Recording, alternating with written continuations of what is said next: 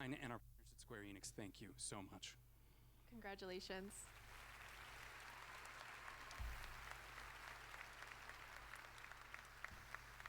Now, before we take a quick break, I have to tell you about Luna, Amazon's cloud gaming service. Ew, I don't give a TV fuck. into a gaming console. Now, if you haven't heard of Amazon, they're a little indie development studio. I'm kidding. Anyway, now for a limited time, the Fire TV gaming bundle is $40 off. The bundle Nobody includes a Fire cares. TV stick, 4K Max, and Luna controller, a high-performance controller built for Luna. Get it now at Amazon.com/gaming. Literally We'll be right nobody back cares. with more Game Awards pre-show after this. Hey, Game Awards, I'm Nate Hill. Hey, I'm Aaron Oh my Pollard, god, and why is you're everything watching crusty Game on this Awards show, man? Streaming to you on Verizon's 5G network. Yeah, come check it out. We're going to party hardy until we can't hardly party. And there's going to be some surprise guests along the way. I think one of their names is Jack Harlow, yeah? I think one is Jack Harlow. Yeah, Jack Harlow. Cringe. So yeah, come by at 5 p.m. Pacific, and we'll be on twitch.tv/Nate Hill. Yeah, see you guys soon.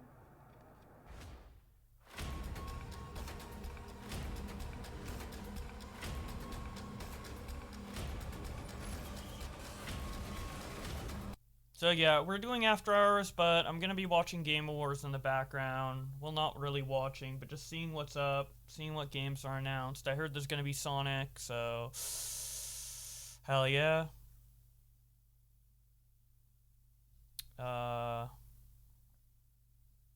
But yeah, most of this shit is stupid, so.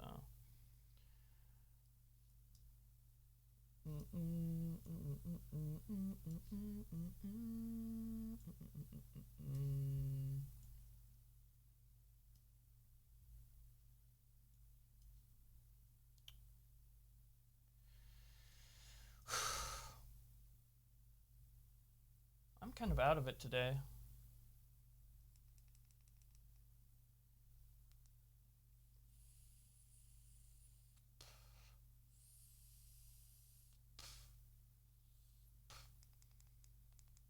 Nate Hill is gay? I don't know jack shit about him, dude. Dude, whenever E3 or the Game Awards goes on, they just show so much garbage, dude. Like, I don't give a fuck about any of this. Where's Sonic? Where's Zelda? Alright? Nothing else matters.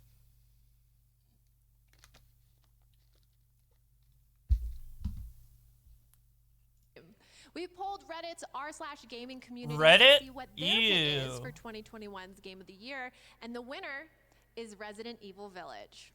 And if you're on TikTok, use the hashtag Game Night to celebrate the Game Awards. We are getting closer to the big show, and people are showing up early because the early birds get the worm, and they know better than to miss out on 3 of the biggest world premieres in gaming that Whoa. we are about to see. 3 of All the the things- biggest world premieres in gaming? Well, one of them has to be Zelda. Come on. Yo, what's up, Angel? How you doing? This cringe. I don't give a fuck. Get off my screen. All this anime weeb shit, man. Tired of it. Hello. Hello, hello, hello. We just chillin'. Pre-show chill.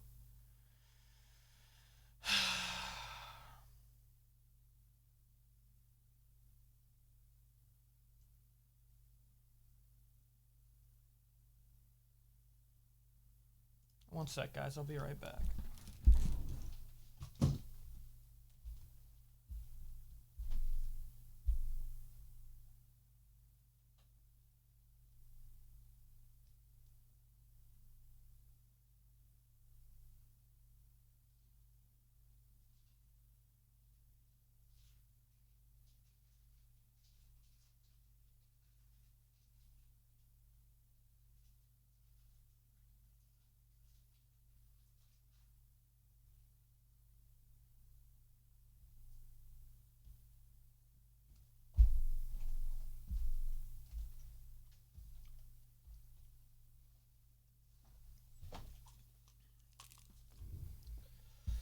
All right.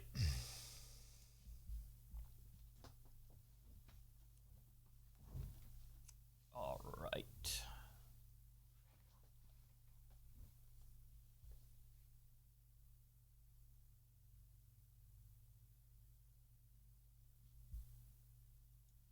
What is this shit?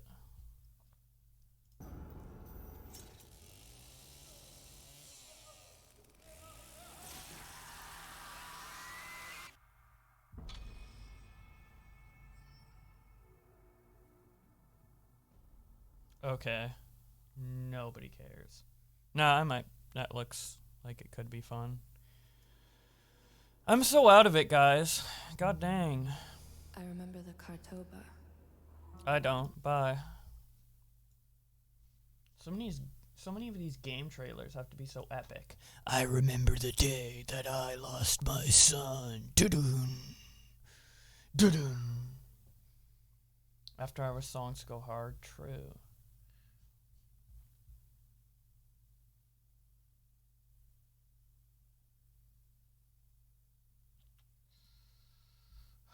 Why? Okay, camera. Come on.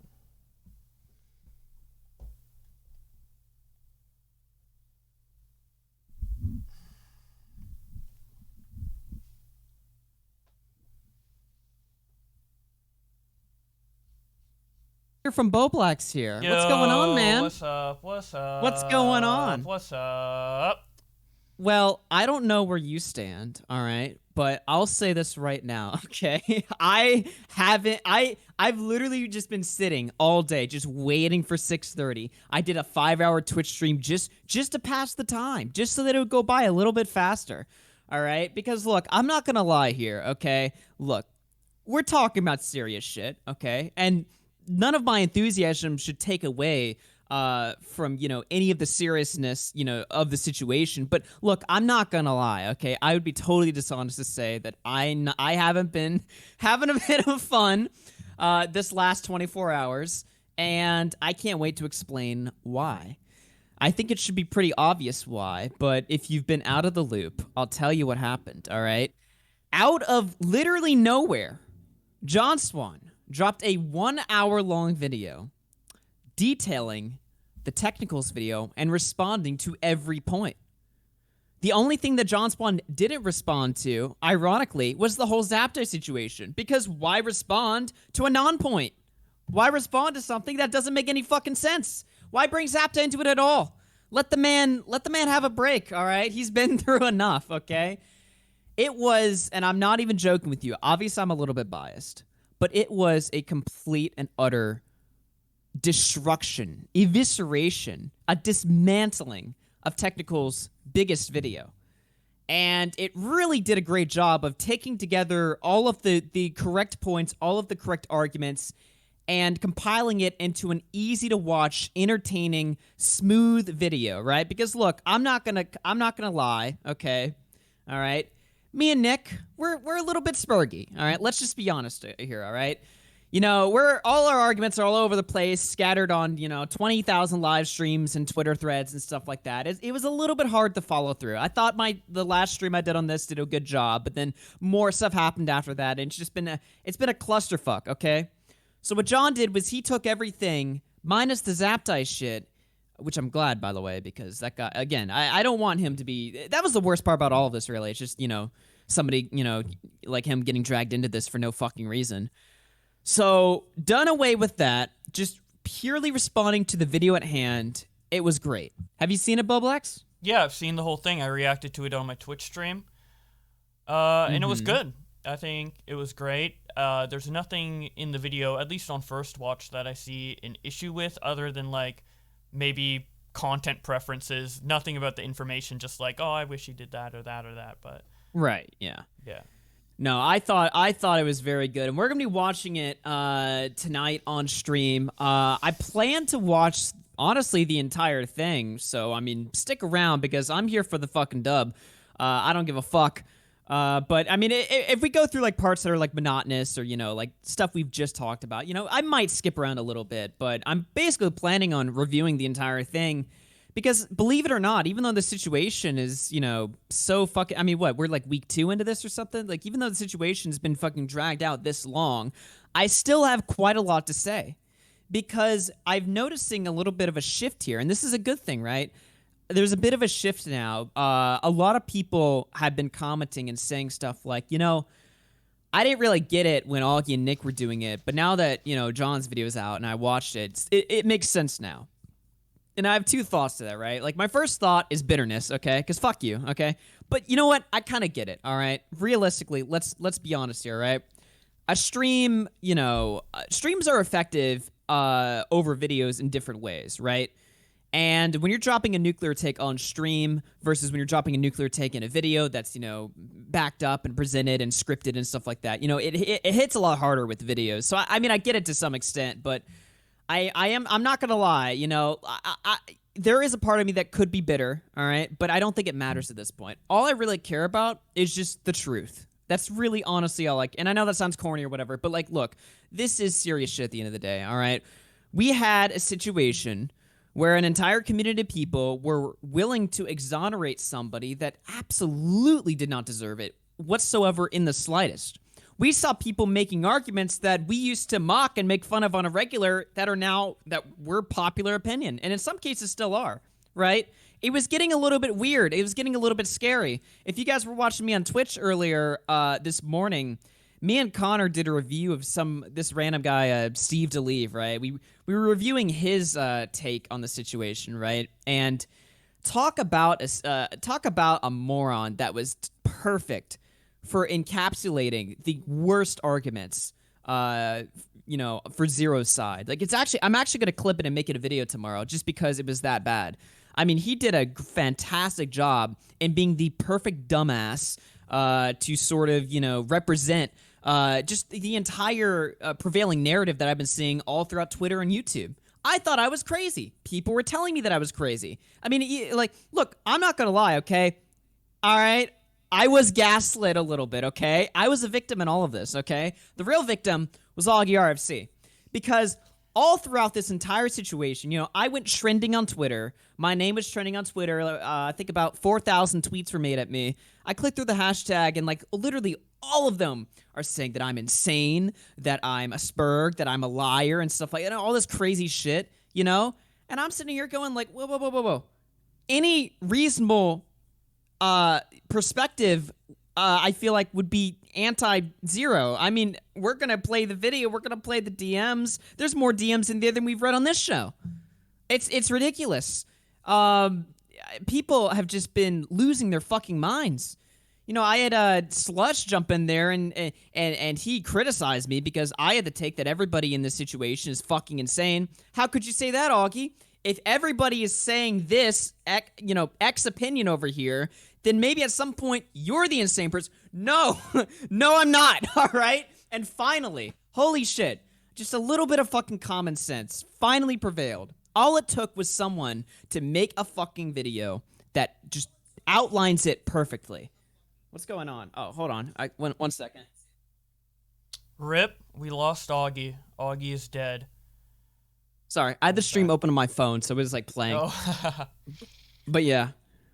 Anyway, I could go on a ramble and collect the W, so to speak, but we can just watch the video for ourselves here, and just really just take a look at it and review it on the show here. I mean, John's given me full permission, so we're gonna be transformative. I'm not just gonna play the video and shut up or something. We're gonna talk about it.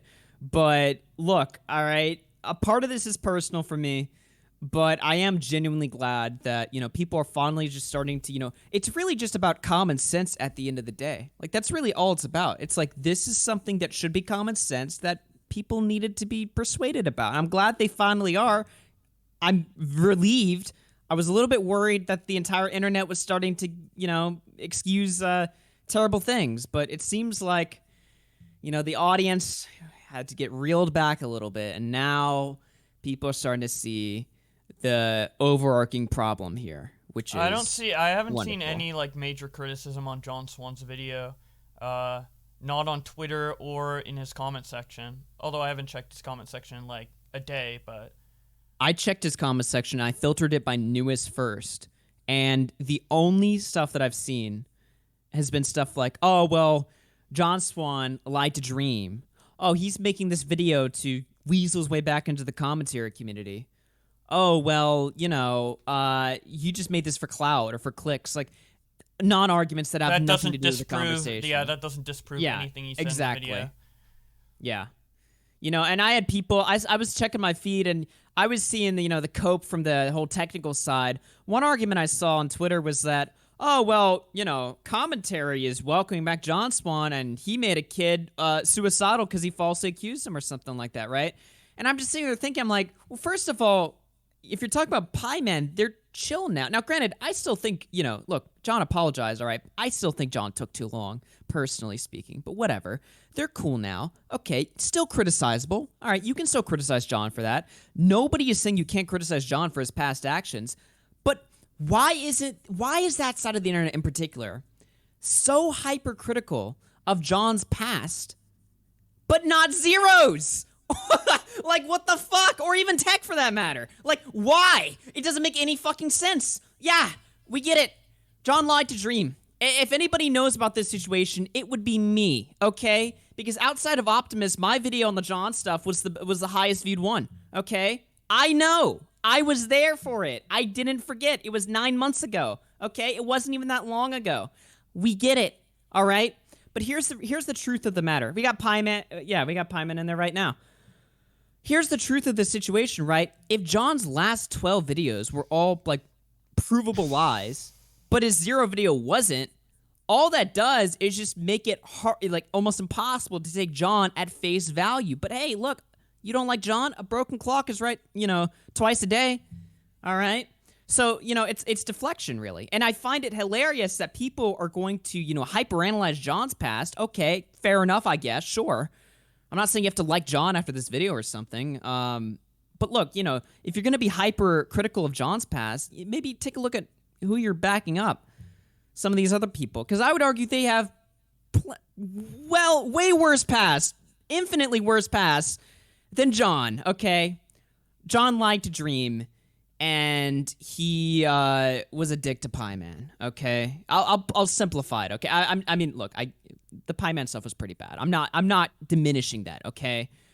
And I still have criticisms over that. But like, if we're going to be hypercritical here, let's do it both ways here, all right? If we're going to, purity test, let's purity test both ways here. And to be honest, when it comes to John's past or Zero's past or even Tech's past, I think John has the cleaner record of the three, to be honest with you. That's all I'm saying. So I don't really know. Let me, I don't know. Bowblax, do you have any thoughts? Because I'm about to read Super Chats, then we're going to jump right into this. I don't know. I think you outlined everything, all my thoughts, pretty concisely. I don't really have any different thoughts.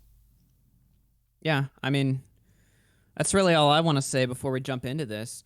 Let me see here. Open up these Super Chats. 365 Days of Cooking through 5 says, hey, Augie, hope the show goes well. Stay safe, and blood for the blood gods and victims for the content throne.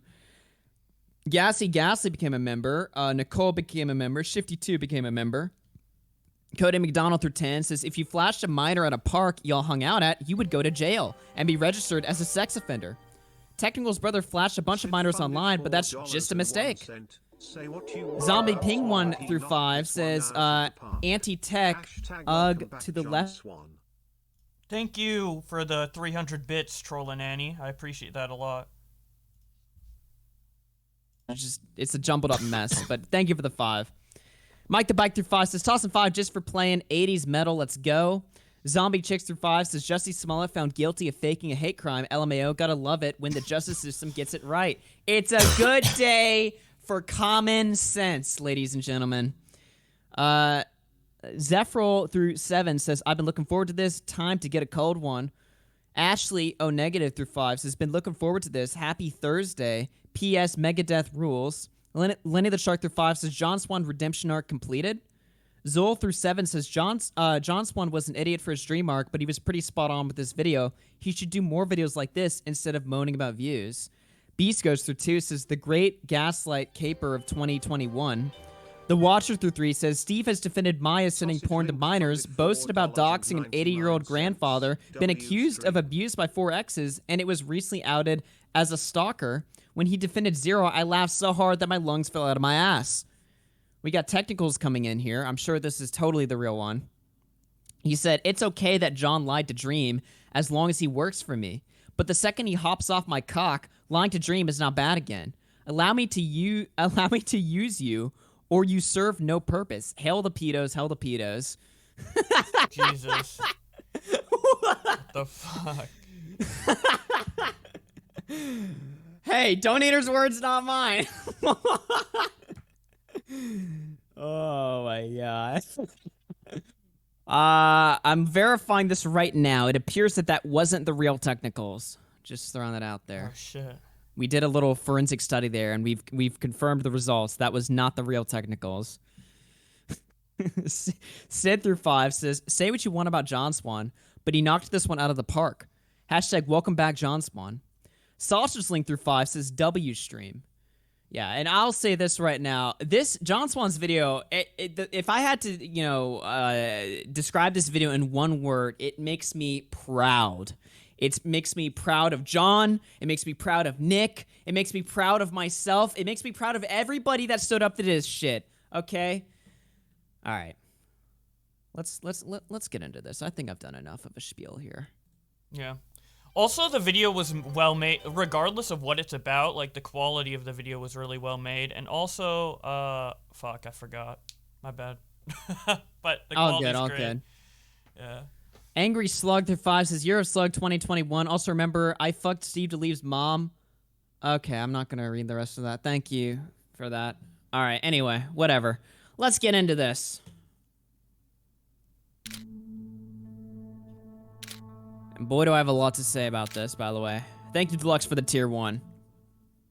Technicals is a YouTuber who is known for doing the impossible, uncancelling the cancelled, and turning the community's anger back towards the real perpetrators. For a channel with only 80,000 subscribers, he has a reputation and influence far beyond what his modestly sized fanbase. By the way, I have 2 friends, by the way, who are not internet friends of mine, and aren't even that online themselves, that have told me, by the way, that their mutuals know about technicals and they fucking hate him, okay? So, yeah, John's not getting here, all right? This guy's name does get around, which it surprises me.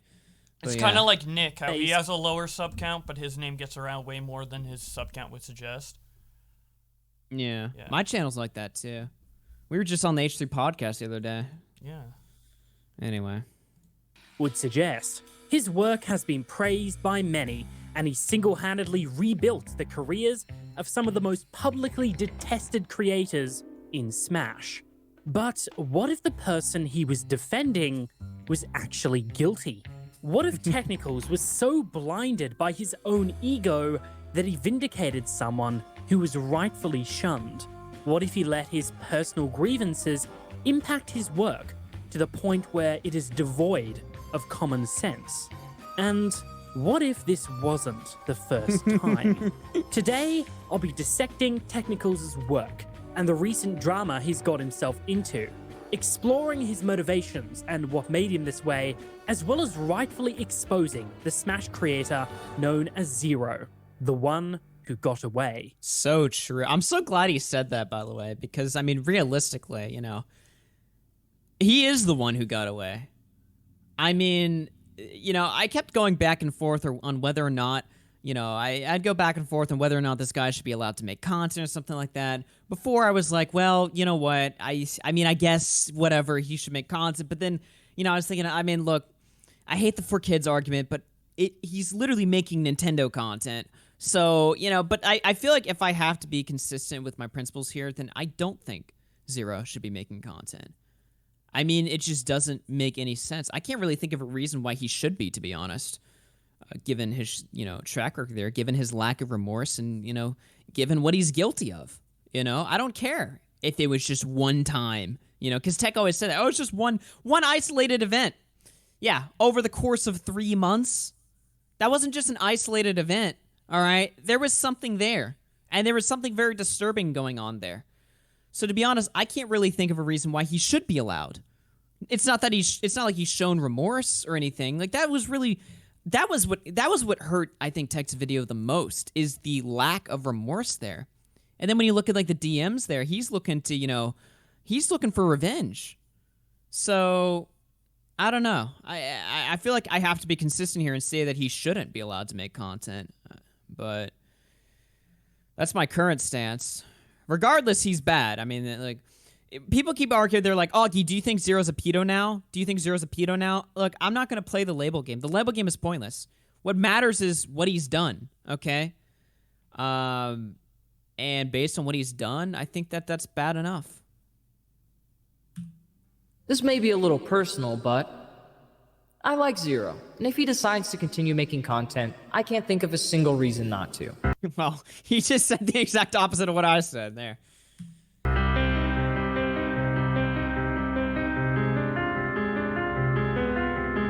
Even after gaining significantly more money and more access to minors, there's been no new cases. I mean, this is really bad. I mean, 1914, it's indefensible. I just want to stress that I don't think Zero is a pedophile. You're making it real hard to believe you. Before he was canceled, he even ran an entire team of children. Are you saying that you can do a pedophilic action but not be a pedophile? Yes. Okay.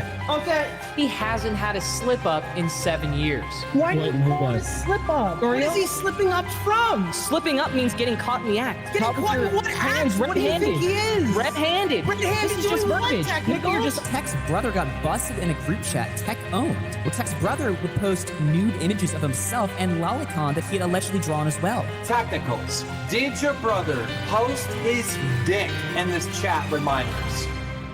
Yes. Holy shit. What a great intro. Oh my god. It's so good. Dude, when I was watching that intro and I saw that they're talking about pedos and then the GameCube controller came up with all its colorful colors, I'm like, god damn it, the GameCube controller's a pedo controller. Literally, dude. Yeah, speaking of the intro, by the way, Jaco just donated. Whoever made this opening cinematic did an amazing job. Look, I talked a lot of shit about Jaco or whatever, but that intro was fucking fire. All right, that's a big W. And I'll say this right now, all right? A lot of people that, I previously talked shit about, when it came to Zaptai getting thrown under the bus, a lot of these people stood up for what was right at the end of the day. And that was really the worst part about this entire situation is Zaptai's reputation, that, a lot of people, especially Nick, fought really hard to protect and redeem from false information, getting thrown in the same pile as this shit-stained Zero, So when it came down to it, and I saw a lot of people that I previously talked shit about, stand up openly, not just have a problem with it behind the scenes and then say nothing, but openly stand up against that, my respect went way up for a lot of people. Look, you can have whatever criticism y'all want of me or whatever, and same for me with y'all, but like, at the end of the day, I respect the hell out of that. And I think people that stick up for what's important and are vocal about it deserve a lot of praise. So I'll just say that. This entire situation has really just served, I don't want to get too dramatic or anything, but like, if there's one thing this situation has done for me, it's really just exposed the rats and the bad actors. Like, it's really just shown me that, like, a lot of people are, like, sheep. Like, and I know that's obviously, like, we knew this beforehand, but, like, I'm trying to word this in a way that makes a little bit of sense here. So I didn't realize that arguments like this could be popularized if it was made by the right person. You know what I mean? Mm-hmm. Like, it kind of stunned me a little bit. It took me back, and it really disgusted me. I've never really had a drama, or like, I hate to say drama because it's serious, but like I haven't really had like a story on the internet like personally affect me and disgust me in a way that this drama has had. Like it really, I'm not being dramatic, I'm being serious right now. Like it really, really left an awful taste in my mouth for the internet. So obviously with this video coming out, I have a personal and petty reason to enjoy it, because it shits on technicals in his video. But more seriously, and more importantly, it it reinserts common sense into a group of people that desperately needed it. It beats the common sense into them. And I think that that's important because what I was seeing that was willing to get excused was unprecedented and disgusting. I feel like we've gone to a new extreme. So in 2019, everybody was super cancel happy. Everybody was, exposing everybody for being a fucking rapist and pedo. You saw it with Slaza, with Pro Jared, and James Charles at the time. And they fucked it up. We were seeing extremes where people were getting thrown under the bus and canceled for, literally no reason. And some people recovered from it and others didn't. Now, I feel like we're in the opposite extreme, where people who have done bad shit are given second chances when they've done nothing that warrants them deserving it. And, I'm just saying right now, I'm laughing, I'm smiling, I'm having fun watching this video, but there's a very real and serious element to this, and a serious form of relief that, I'm scrolling through this comment section and it's talking about how, insane these points are, how insane Zero is, and how insane it is that a community, is or was willing to let this guy get away with it. It's mentally refreshing to me to read a comment section that's not just parroting these insane takes. I feel like that's important to point out. Yeah, but when you talk about the entire community being cheap and being okay with this, I don't think it's that they're okay with what Zero did. I just think it's that they only watched the Technicals video. Technicals, obviously, John Swan's going to show it in this video, severely downplayed what Zero is guilty of, and people just didn't have the time or want to take the time to kind of think about it a little more deeply or watch your coverage of it or what have you, and have the alternate perspective. Because a lot of people in the chat, when Nick and Technicals was first arguing about this, it was pretty 50-50, and I'd say most people were on Technical's side. But then once you laid it out in your next After Hours, from beginning to end, it completely switched, right? Yeah. And right. We saw this with your audience, and obviously not everybody watches your stream, so on Twitter, a lot of the Technicals fans or whatever are just like, hey, Zero's not that bad. I watched the Technicals video, and yeah, he did some stuff, but he's not that bad. But if they watched the John Swan video, I think they would not agree with that anymore. Mm-hmm. So I think it's less about them being okay with it and more about just not having the information presented properly and then not doing their own research. That's something that I think is, worth pointing out here. Is the thing that I like so much about this video is that it summarizes it. It really, what was the word we used? It it fleshes out. It fleshes out the arguments here. Mm-hmm. Because a lot of people just didn't like my performance in the debate. Literally just because I was loud or spurgy, or they don't like me anyway, or they think I'm annoying or something like that, right? A lot of people's opinions are literally shaped by shit that doesn't fucking matter, But when they hear it from, John Swan, it clicks in them or something like that. As annoying as it is, if that's what it takes, I'm just glad people are wisening up a little bit, or at the very least, they're parroting points that, are good, okay? That's all I can ask for at this point, really. Yeah. It's just that sometimes, actually most of the time with YouTube drama, the way the information is presented is more important than the information itself. It shouldn't be that way, but that's kind of how it is. And this is obviously an extreme example of that.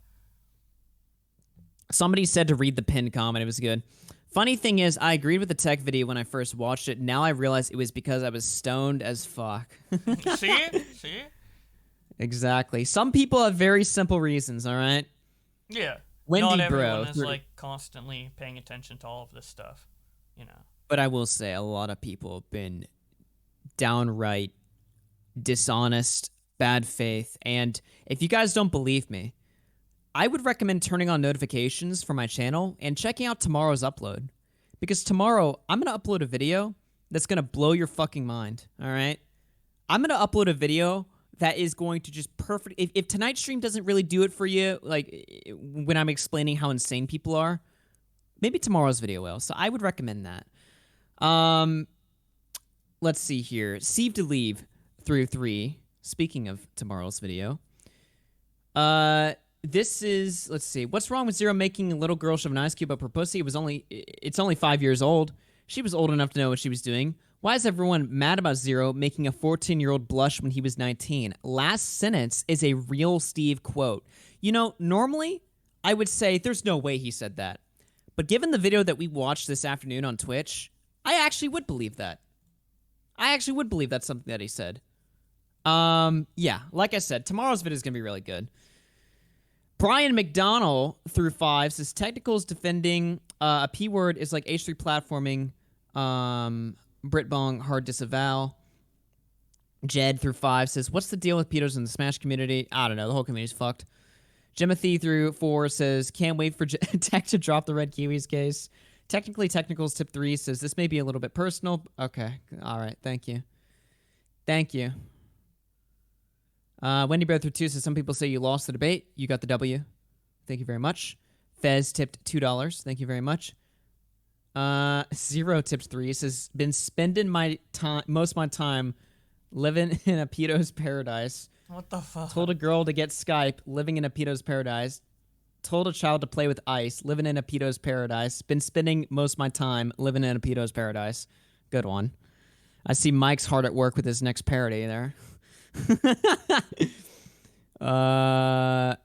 Yeah, okay, and then that's the last donation. All right, keep the donations optical. Stop saying weird shit. Read for yourself, ask the right questions, and who knows? Maybe you too can be a detective. Oh, okay. Let's set the scene. Technicals is a YouTuber primarily known for his thorough investigations into the controversies of the Smash community. He's created many long videos dissecting, exposing, and exonerating people in the Smash scene who so supremely deserve it. In fact, he's a creator that I've worked with in the past.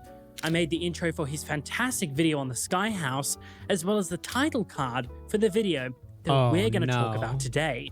I always considered his work to be one of the best, and undoubtedly the next one in commentary to make it big. Even though I knew absolutely nothing about Smash, his videos were always incredibly engaging and kept me hooked the whole way through. To be honest, by the way.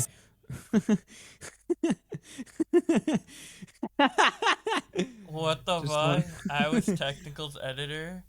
Yeah. Oh my god. Is this like a parody of the Creep Show thing? Invert, yeah. Oh my god. I had to play that one. Shout out to Doc on the radio. I'm assuming he made that one. Considered him to be the last one to go off the edge and start saying some insane stuff. He always seemed super level-headed and sensible. But everything I once believed got flipped on its head on the 17th of November, when he dropped his video titled, What Really Happened to Zero? Today officially marks the beginning and end of an era in Smash history. In the past year, we've seen a growth in distrust of leadership, entire cases turned upside down, and a once silent majority no longer afraid to question the status quo. I mean, why shouldn't they? The loudest ones are the reason both you and I are here in the first place. But as I said before, that ends today. Because today I'll show you how two of the biggest cases in Smash history have never been solved. Until now. In July 2020, serious allegations were brought to light that threatened the reputation of one of the Smash community's biggest titans. Did Technical say that the Zero situation was solved in the intro of his video? I would assume. I mean, if that's a clip from his Zero video, then I mean, the video literally says "case closed" in the thumbnail. Yeah, but I he know, said that but then, in his argument with Nick, his initial one, he argued that like case closed was just like, you know, marketing, SEO branding. marketing. Yeah, and it wasn't actually case closed. But then he introed the video by saying, I mean, both cases are solved, and I assume he's talking about Nairo and Zero. Yeah. Or until now, he said, I guess. Bernie through a super chat says Tech is uploading a video about Zaptai next week, so it's not entirely over yet. You know, yeah, it's not over. That's his decision if he wants to go down that road. I don't want to say anything, but I feel like that is, you know, if he wants to do that, you know, I'll be very interested to see how that turns out. I'm not gonna lie. Yeah, I don't know Even- if the video is going to be on Zaptai. I think he might talk about Zaptai, but my speculation on what the video is going to be, it's going to be more of like an exposing on like you, Nick, Tipster, etc. And then I guess also a slight response to John Swan he'll like add in there. And I don't know Zaptai what the will be fuck he's gonna probably say. a point of contention. But You know, he lied 4 times in the Drama Alert debate to my face, so I would not expect much from his video, but we'll see. Part of me thinks he's going to comfortably lie out of his ass and say something insane. I mean, he literally said I looked like a pedo, to my face, right? So I feel like he's going to say some insane, unhinged shit. We'll see how that works out. I don't think that's going to go too well. I think even within his own audience, I could be fooled. I mean, I've been blackpilled on the internet enough this month anyway. But I feel like if he were to go that nuclear, even on his own channel, I feel like he would face a little bit of shit for that. But I mean, we'll see. We'll see what happens, I guess. I'm not too fucking concerned about it. I'll say that. Because, I'm an open book, right? And the stuff that I've seen Technicals, pull out of his ass so far has been laughably embarrassing. So I just have no idea what he's going to even try to say. But we'll see what happens, I guess. That's going to be interesting. They focused around Zero. thank you for the 1-year sub, Maforeskin. Thank you so much. Stream Pikmin retard. I will after hours is done. I will stream Pikmin. Setting a world record of 56 consecutive tournament wins from November 2014 to October 2015. There seemed to be no stopping Zero and his continual success, so the community was rightfully taken by shock when Jisoo, a rather large player in the Smash scene, started to make some rather severe accusations against Zero. The community, of course, ate them up without much thought, as they always do. And that's when Technicals comes in. Technicals' past investigations have always been made with the intention of rebuilding a subject's reputation online, and include a public call to action, pressuring the Smash community to apologize or welcome people back. What happened to Zero is no exception. The first 13 minutes of the video is exactly what I would expect a good Technicals video to contain. Tech breaks down 5 separate false allegations against Zero and solidifies that Jisoo is still human garbage. There was certainly a severe amount of Which is still true, by the way. I had people, when Jisoo was playing victim on Twitter, being like, I'm getting sued by Zero, or here's my fundraiser. People in Technical's comments were like, hey, Augie, you're going to defend this? And I'm like, no. Why would I do that? Fuck Jisoo. And fuck Leffen too, probably. I don't know what he did, but I'm willing to assume that he's an asshole too. Yeah, these people aren't good.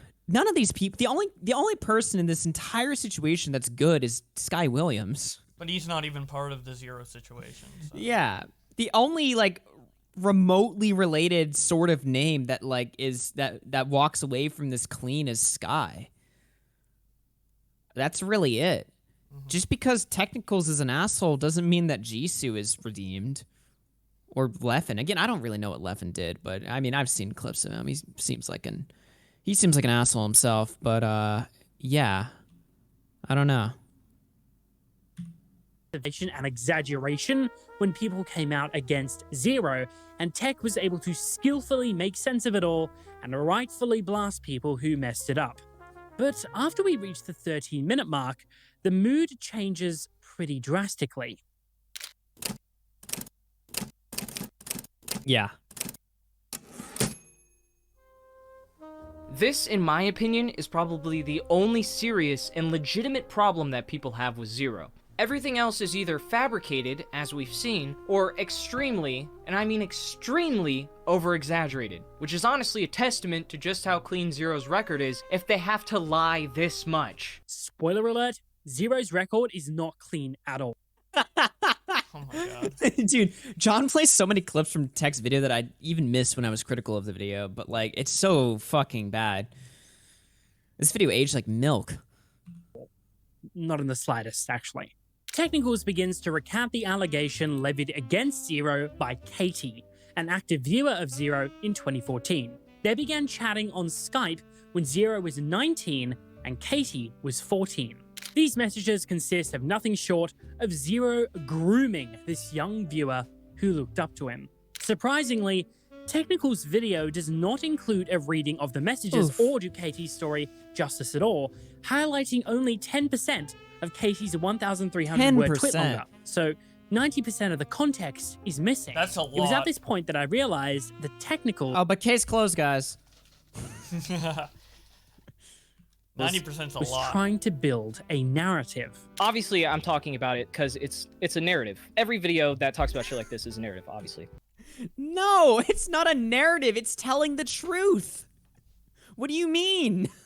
What do you mean a video, especially of this magnitude and of this seriousness, is about telling a narrative? I'm sorry, is that clip chimping him there? I don't really think so. Like, I would never describe, like, Nick's videos on Zapta as, like, oh, we're building a narrative. Because it obviously, when you say that, it implies dishonesty, or it implies that there's, like, ulterior motives to making it. Your only motive with a video like this should be to tell the truth.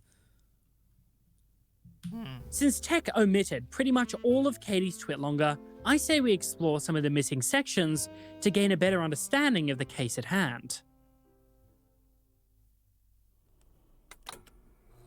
Dear Zero. Okay, what John's about to do here is literally what should have been in Tech's video. This is the most powerful part of the video, in my opinion. This chapter that we're gonna look at. This is what made me...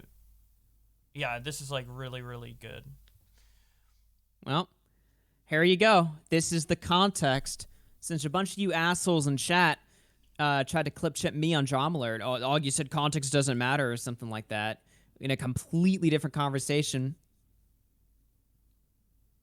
Well, here you go. My name is Katie. I used to be in the Smash community. I was 14 years old during our conversations on Skype from September 2014 to January 2015. We met online when you were streaming on Twitch, and I messaged you over chat. You seemed to take an interest in me and gave me your Skype username. I, starstruck, made a Skype just for this and began chatting with you.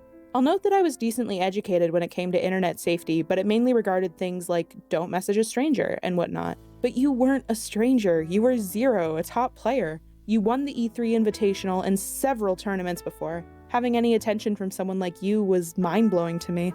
That's what made me an easy target. I was a young girl enraptured with the idea of being friends with someone I looked up to and admired. You used me in this state to flirt, manipulate, and ask for sexual favors from me. To remind you, this is what happened in our conversation. Okay. Steve DeLeave, and I gotta mention this because it's so insane to me. By the way, if you missed today's Twitch stream, you missed out. What you're about to listen to is what Steve DeLeave himself described as not that crazy, not that bad. It's not that bad, guys. It's just, it's two teenagers talking to each other. Well, let's listen to that and see if that's the case. I'm pretty sure he's the only person who You thinks called me that, though. Kitty. Because admittedly... I don't think so. Admittedly, Technicals believes all of this is bad as well. He just didn't properly convey how bad it was in his video, but he still believed that it's, like, bad. That's difficult for me to believe. Because if you thought this was bad, you wouldn't excuse it. I guess. Yeah, I don't know. It's difficult for me to believe that he has a severe problem. He might think that it's bad. I'm not saying that he doesn't. But it's difficult for me to believe that he has a massive issue with this. Anybody that listens to this, by the way, should have a massive issue. You should be disgusted by this. You should think this is insanity. And this is highly inappropriate. You shouldn't walk away from this thinking, yeah, it's a little bit bad. You should think this is disgusting. Anyway. Yeah. Well, I can't look into his mind and heart, so I don't know how much... I'm not trying to grill you or anything. Yeah, how much he disavows it, but he has, like, to keep his statements correct from what he said publicly. He said in the video, in his video itself, that he disavows it and thinks it's horrible or what have you. Yeah. But he also said Kitty was allegedly 13. So I'm pretty sure only Steve DeLeave is one of the only people who would be defending Zero 100%. Like, even Technicals isn't doing that. Well, we'll see. Honey, all mine, while flirting the entire time. Tell me some more about you. Like, what do I not know about you? Oh, I'm 14. I'm a girl. I'm smart, but I love Smash. Also, do you think that we could video chat one day? Sometime? Not now. You don't have to. Yeah, sure we could. Go, Zero, go! Imagine me with pom-poms and a The most disgusting part about this is the fact that she very obviously talks like a child here. This isn't some situation where Zero can say, or anybody can say, like, oh, well, she was pretty mature for her age. Like, maybe, but, like, look at these fucking DMs, man. This is obviously a kid. Yeah. cheerleader outfit or something. Lamau, adorable. Thanks. Wait, you, the legendary Zero, just called me adorable? Yeah, you're an adorable cutie. Thanks. So adorable. No, Oh my seriously, God. this is like a The big voice deal for acting me. here is You're like one so of my good, but it's so bad to listen to because it's so good, right? Like the way he said that, oh, you're so adorable. I'm like, ugh. You know? Yeah. Which is the intended outcome, but like, yeah. models / favorite persons. Just Oh, and it has to be pointed out here. Zero literally said cutie in the DMs. I mean, come on now. Yeah, he definitely had that on his Netflix list. Dude, Go he on. literally, I'm sorry, this man literally said cutie in the DM. I mean, does it get more worse than that? Hold on, I'm sorry, I'm hearing something in my head. I'm hearing this noise in my head. What did he say now? Cutie? Are you fucking kidding me? What the fuck is this? I don't know, man. I'm your official adorable cheerleader. Seriously, I'm blushing so hard right now. Adorable cutie.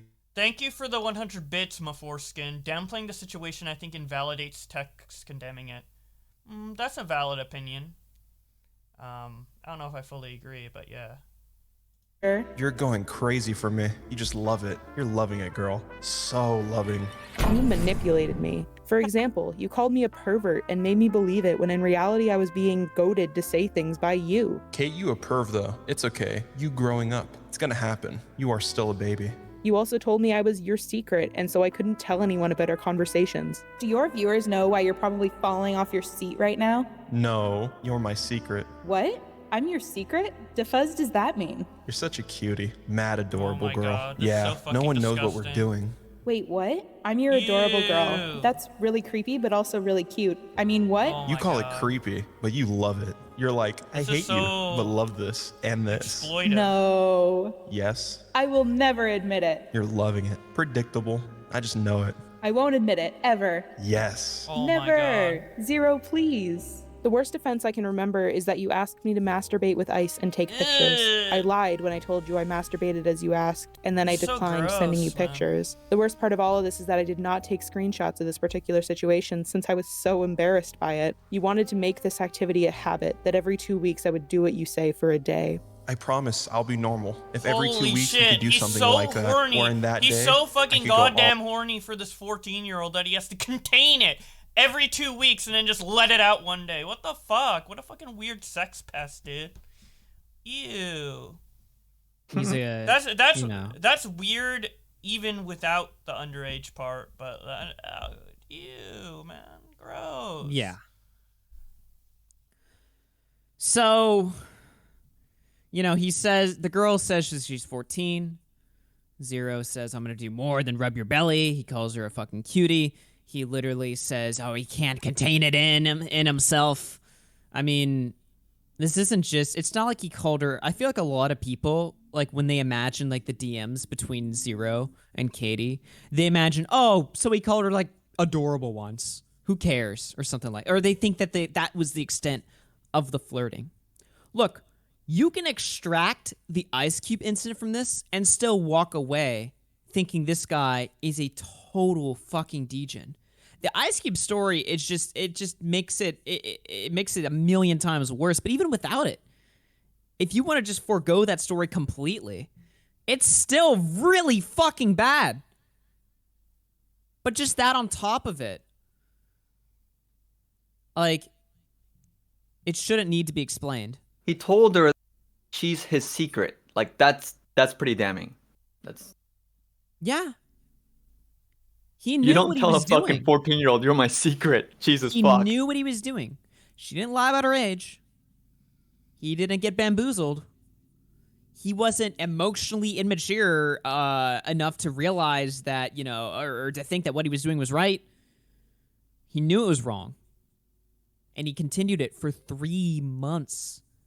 Not one day, not one time, 3 months. It wasn't one isolated incident. It wasn't one random fucking moment. This was continual. At best, it was one person, but definitely not one singular conversation.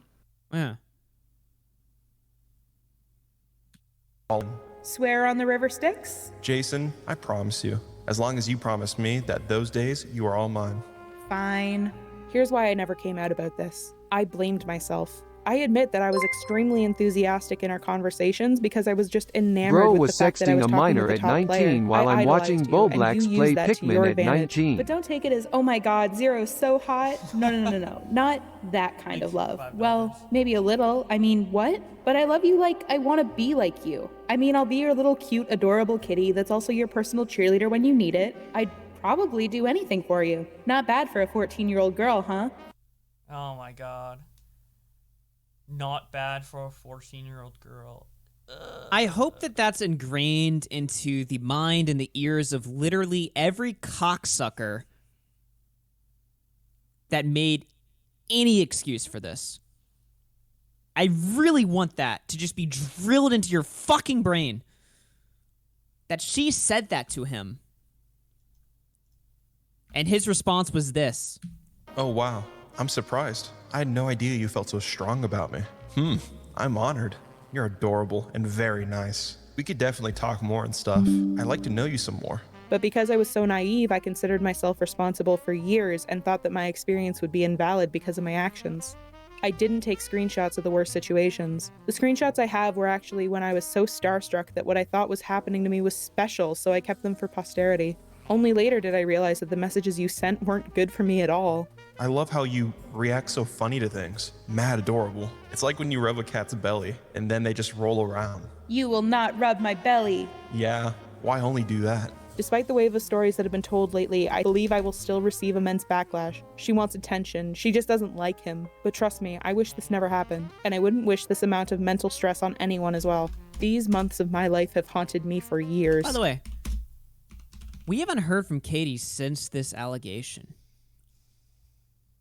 Isn't that interesting? Isn't that a little bit interesting? You know, if the motivation from this was if this was false, first of all, and the motivation was like attention, then why didn't she stick around? Yeah, where's her OnlyFans or Twitch or Twitter or Instagram? You know, Jisoo absolutely sucked, and she was totally in it for the attention. She took real stories, she took fake stories, she fucking threw it all out there, and she's a nightmare, you know.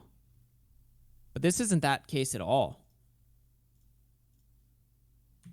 Ever since we stopped talking, it's been in the back of my mind. Whenever I saw a video of you, or saw you talking to other top players I admired, or saw a fan talk about how great of a person you were, I would feel sick to my stomach. And this feeling has been growing even stronger these past few days, telling me that I have to say something, that I have to speak up to end this conflict. All I want now is closure, a genuine apology. I was a kid back then, I was stupid, but you are an adult and you should have taken responsibility and said no. And you know, this is something I heard Tommy C mention in his show earlier.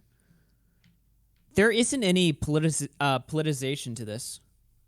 You know, she's not using buzzwords or, you know, a common Me Too script or something like that.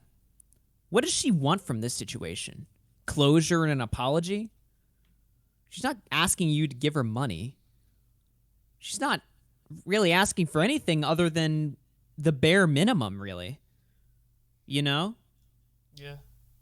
So, I mean, I don't know what to say. I mean, you know, it's worth pointing out here.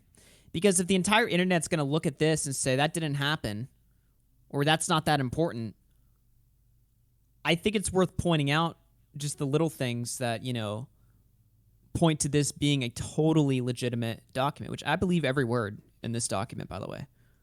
If that wasn't clear enough, obviously. Yeah, I believe every word. Yeah. I think it's a little bit disturbing that people don't. Never should have encouraged any of it. What grade are you in? 9th, so I'm a freshman. OMG, you're a baby Well, hand. Haha, adorable. What the fuck is a baby hand? Real. So What is a baby hand? It's a. I don't know. This is the third time she acknowledges that she's like 14. I mean, 9th grade, you know. So. 9th grade, I'm 14. Pretty good for a 14-year-old. And what does Zero say in this? He doesn't, again, I have to say this because I feel like people unironically think this. I feel like people literally think when they think of the DMs between Zero and Katie, oh, what? He called her adorable. Who cares? It's a little bit inappropriate, but who gives a fuck? No. The context is important, and the length of time they were talking is important. I mean, this guy was setting up a fucking plan that every 2 weeks he would go fucking, like, super horny over her, and then I'm gonna do more than rub your belly, you baby 14-year-old fucking slut. Hey, you're such a pervert. You want it. Like, that's not just saying she's adorable 1 or 2 times. And, hey, he's doing this on his off days. Imagine what he did on the, like, designated horny day. These are from the 2 weeks that he wasn't going She fucking horny mode screenshotted or this whatever. shit. She screenshotted a few snippets of their conversations for posterity. She admits herself that the worst that happened wasn't screenshotted. What the fuck did happen? You know? Like, what were the normal conversations like? That's what I want to know.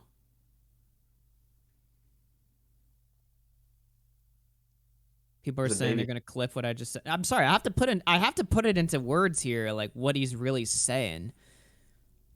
You know, I'll take the fucking clip. You want to clip me saying weird shit? That's what he said. But I look like a pedo because I defended a high school relationship, an actual one. The guy that exonerated Zero thinks that I look like a pedophile. Wow, he doesn't actually think that. He's lying. Because he's a bad narrator. He's bad faith. He lied 4 times that I could count in the Drumler debate. It's not even about him being friends with Zero anymore. He is a bad narrator. An unreliable narrator. Why don't people like Jisoo? She sucks. Yeah, she sucks. She's vengeful, a bad narrator. Makes false allegations. Uh-huh. So this dude is starting to turn out a little bit like Jisoo, huh?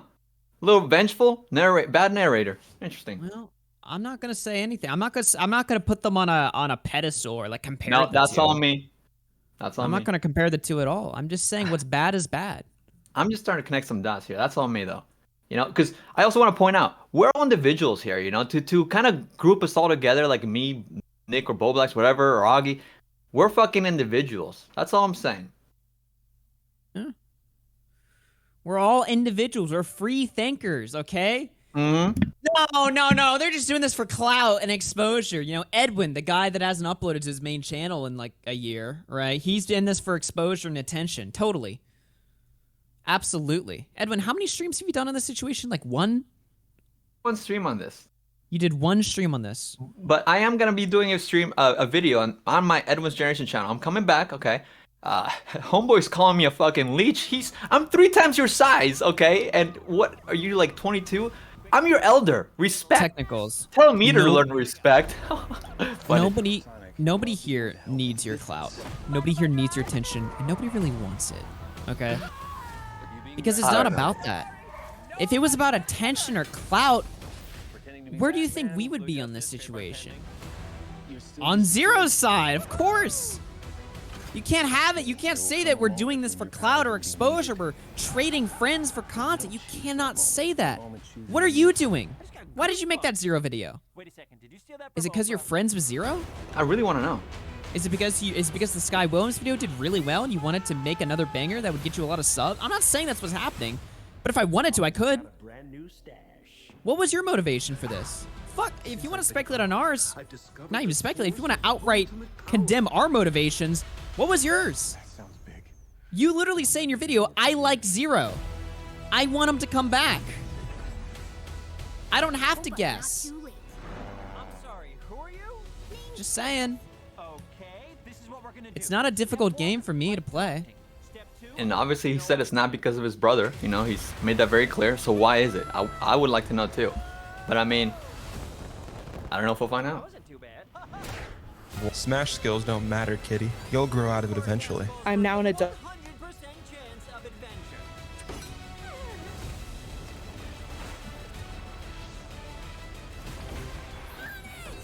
Return to sender. Face it, you're never going to get my power.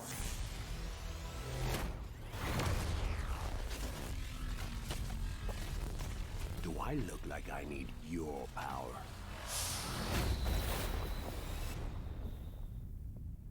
Where are my manners? Sonic, meet Knuckles.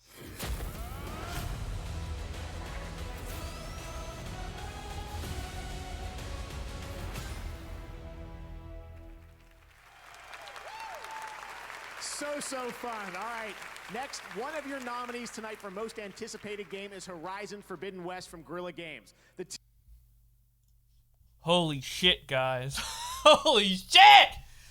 The Sonic trailer is so fucking awesome! I don't even give a fuck about this fucking Zero drama, dude. Holy shit. Knuckles is gonna be working with Eggman. And he's OP, dude. Oh, and there's a Chaos Emerald. Oh my god. Okay, back to After Hours. Play. You are removed from your position and not allowed to work as a teacher going forward. And this is the point here that sold me on this, by the way, because I was kind of back and forth on, well, should he not be able to make content? He shouldn't. There's no way. There's no way. I can't comfortably say that. The same goes if you're a counselor, coach, or tutor. From just looking at the screenshots Katie provides, myself, the level of precision and research that would have been needed in order to make these would have been next level. But thankfully, we don't have to do forensics on the screenshots to judge the validity of the allegations, because Zero actually confessed, and he went one step further and confessed to stuff we didn't have screenshots for. Hey, I can't sleep, and I just can't take this back and forth. I don't think it makes sense to keep this going. I just want this all to stop and for me to at least atone. I also want people to stop defending me. I don't deserve it. Katie, the screenshot you guys were wondering about the Ice Cube thing? Reject it's pedo true. drama, The claims that embrace Katie Sonic. makes are true in general. There are no graphic pictures or anything of the sort, but it's unforgivable Hell regardless. yeah, thank you for Okay, the $3. pack it up, guys. Case closed. We have a confession. This was probably the stance of most people prior to Technical's video. If you have a confession to inappropriate conversation with minors, that's game over for you in the online space. But what You're done. Technicals does next is completely out of left field. In fact, the first time I watched it, I admittedly couldn't contain my laughter. Just roll the clip. If you're an observant reader, you may have noticed the stark contrast of tone from his previous responses. That's because Zero wholeheartedly intended for this to be his suicide note. And had it not been for Vanessa, that may have well been the case.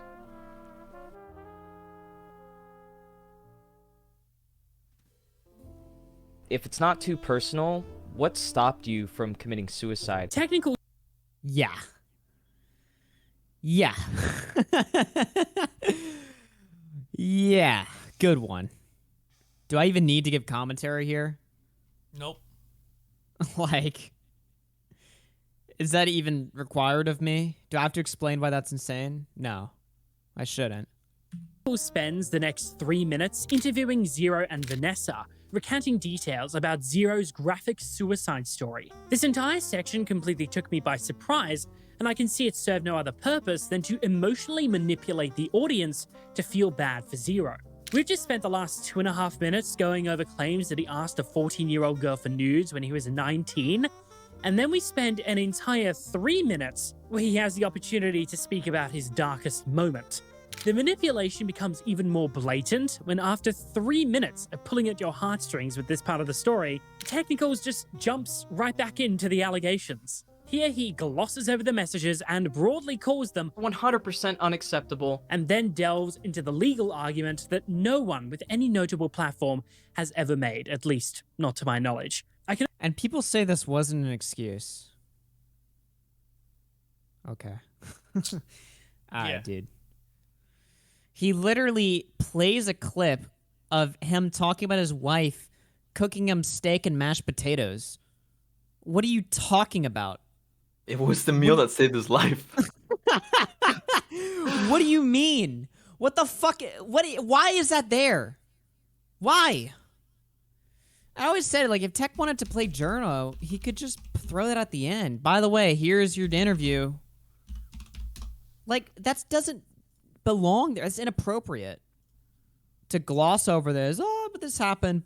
And he confessed to it, yeah, but look, he was sad, guys. He got really fucking sad. And his wife had to make him steak and mashed potatoes, guys. Fuck off. Fuck right off.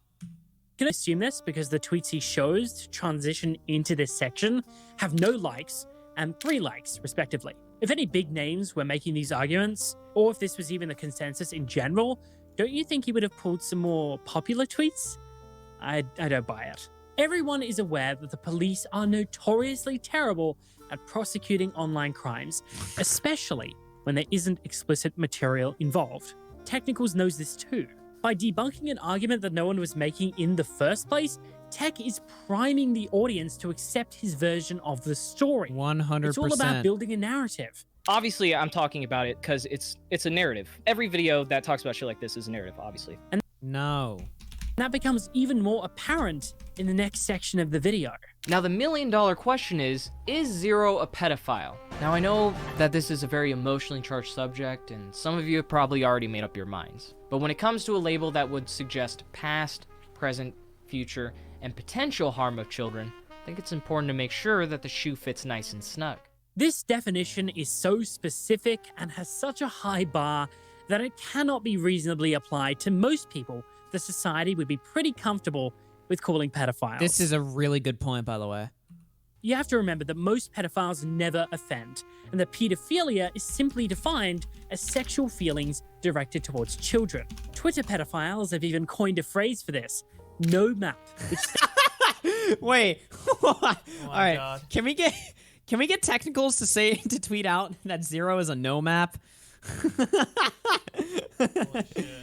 Fuck it, dude. Why not? Honestly, I feel like in a fucked up world that's not too far off from our own, he would say that. stands for non-offending minor attracted person. You would probably call these people pedophiles, and you would be completely justified in doing so. Yeah. But under Technical's definition, they wouldn't qualify because they themselves have stated that they will not and have not harmed or abused children. When you arbitrarily... It's a hebephilia, guys. It's not pedophilia. ...raise the bar for definitions like this, it starts to have unintended side effects. For example, should a YouTuber with a child fan base that has admitted to being a non-offending pedophile be allowed to create content for children? Absolutely not. And the same goes for any other profession that involves children. But Tech's definition allows these people to weasel out on a technicality, and it becomes even more confusing as the video progresses. For instance, let's take someone who more than likely could be categorized as a pedophile, EDP445. EDP had messaged multiple underage girls, and despite almost getting caught one time, still ends up in a sting operation with a 13-year-old. People who are pedophiles like children. Repeat offenders literally cannot help themselves. It's classified in the DSM-5 as a paraphilic disorder, which means that they have persistent sexual urges or fantasies about children and act on them, or it causes them extreme distress or difficulty in their interpersonal relationships. In this part of the video, Technicals completely misrepresents the DSM-5. I can't tell if this is due to pure ignorance or him trying to build a narrative, but I'll let you decide. So I want to say something. In response to the question of, is what's up? Yes, EDP did message, well, some girls and then a lot of decoys, but did he ever meet up with it? Did he ever do any of that? Because Zero didn't, so they're kind of on the same page if we're going to compare that, right? EDP never fucked a kid. He never fucked a kid. He never actually gave him the cupcake. Did Kiwis fuck a kid? No, oh my god. No. What about Mini Lad? Did Mini I Lad think fuck he did a meet kid? some kids, but I don't know that story so well. I mean, a lot of these cases, you know, fortunately, like no kid is actually like, I mean, Linemaker did. Mini Lad didn't. He wanted to. Just Linemaker. I do think the major point though from this to take away is like the implication that Technicals lays out is that pedophiles are gonna offend, like it's inevitable, right? Whereas like Right. that just doesn't like that. No, that doesn't make any sense. Like no matter what, they can't resist their urges. Like otherwise, we'd have them running around everywhere. No, there's plenty of no maps as they call them. Yeah, I mean it's as Sean correctly points out, not every pedophile actually ends up fucking a kid. We Right. treat them in pretty much the same way though, as society should, in my opinion, and I hope in Chad's opinion as well. But remember, guys, people use the word pedo without applying its actual definition. A hebephilia is more accurate. Ew. I don't like that tweet. Not a fan of that one. Okay. Yeah. Just saying. If you're a pedophile, he references pedophilic disorder. Oh, and wait, reads we out got another one. Zero is messaging a 14-year-old on Skype. This is to Willie Mack like 9 months ago. Zero is messaging a 14-year-old on Skype and continued it after finding out her age. The major meme is that he told her to masturbate with ice cubes. Ice cube emoji. Lol. Okay. Okay. the qualifiers. But the only problem with this is that pedophilia and pedophilic disorder are two very different things. In fact, the DSM-5 actually makes the distinction in 6 different places. In the new DSM-5, this is like really important to pedophilia point is out. depathologized. This was one of the other really good part of John Swan's video. Yeah, he went hard on this point. This is something I didn't even know.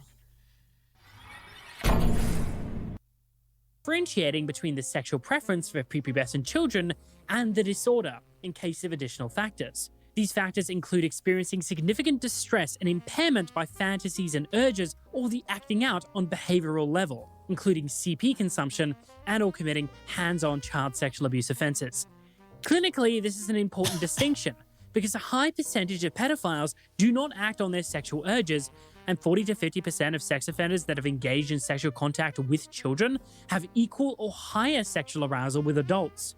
But of course, Technicals either admitted this information or he just didn't read it. And you should probably do that if you're trying to make the argument that Zero is not a pedophile. Right, your goal is to prove that Zero is not a pedophile, right? Yes. Pedophilic disorder has a much higher bar, and thus the qualifiers that he reads out cannot reasonably be applied to Zero. There is no clinically accepted definition for pedophilia, it just doesn't exist, so let's remove the DSM-5 for a minute and focus on the definition that is generally agreed upon. Sexual feelings directed towards children. Under this definition, would Zero be considered a pedophile? Just to remind you, when he was 19, Zero groomed a 14-year-old girl for months and pressured her to send him pictures of her performing sex acts. So, let me repeat myself.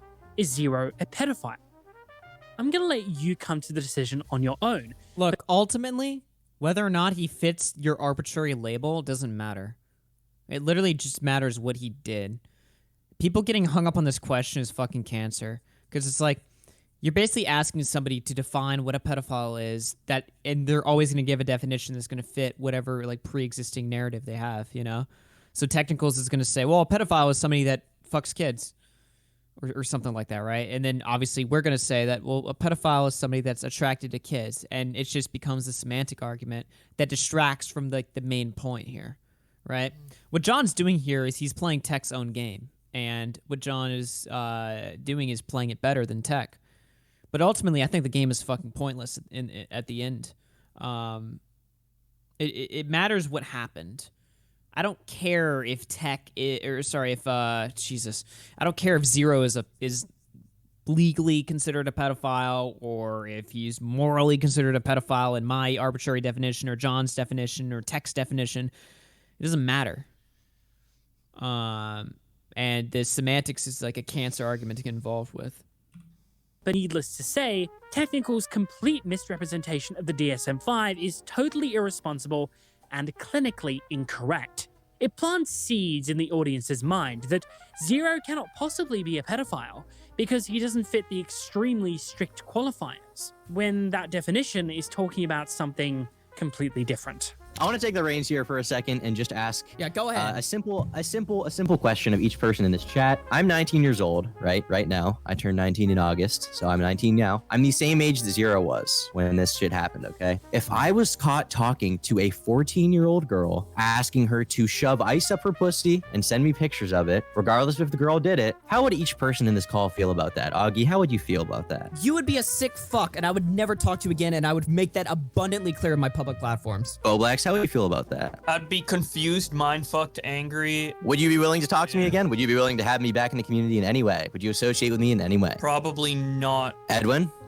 No, dude, that's gonna be a hard no. I mean, oh, jeez, no, dude. Tipster, what do you think? Oh, God. I would think that you're a massive fucking degenerate, and I would have no problem burning that. But is it just degenerate? Is there another word you maybe want to use? If a 19-year-old tries to... You're a pedophile! You're a fucking images? pedo! Okay, You're a there we fucking go, pedo! You're there attracted we to go. children! You want children! So, chat. So true.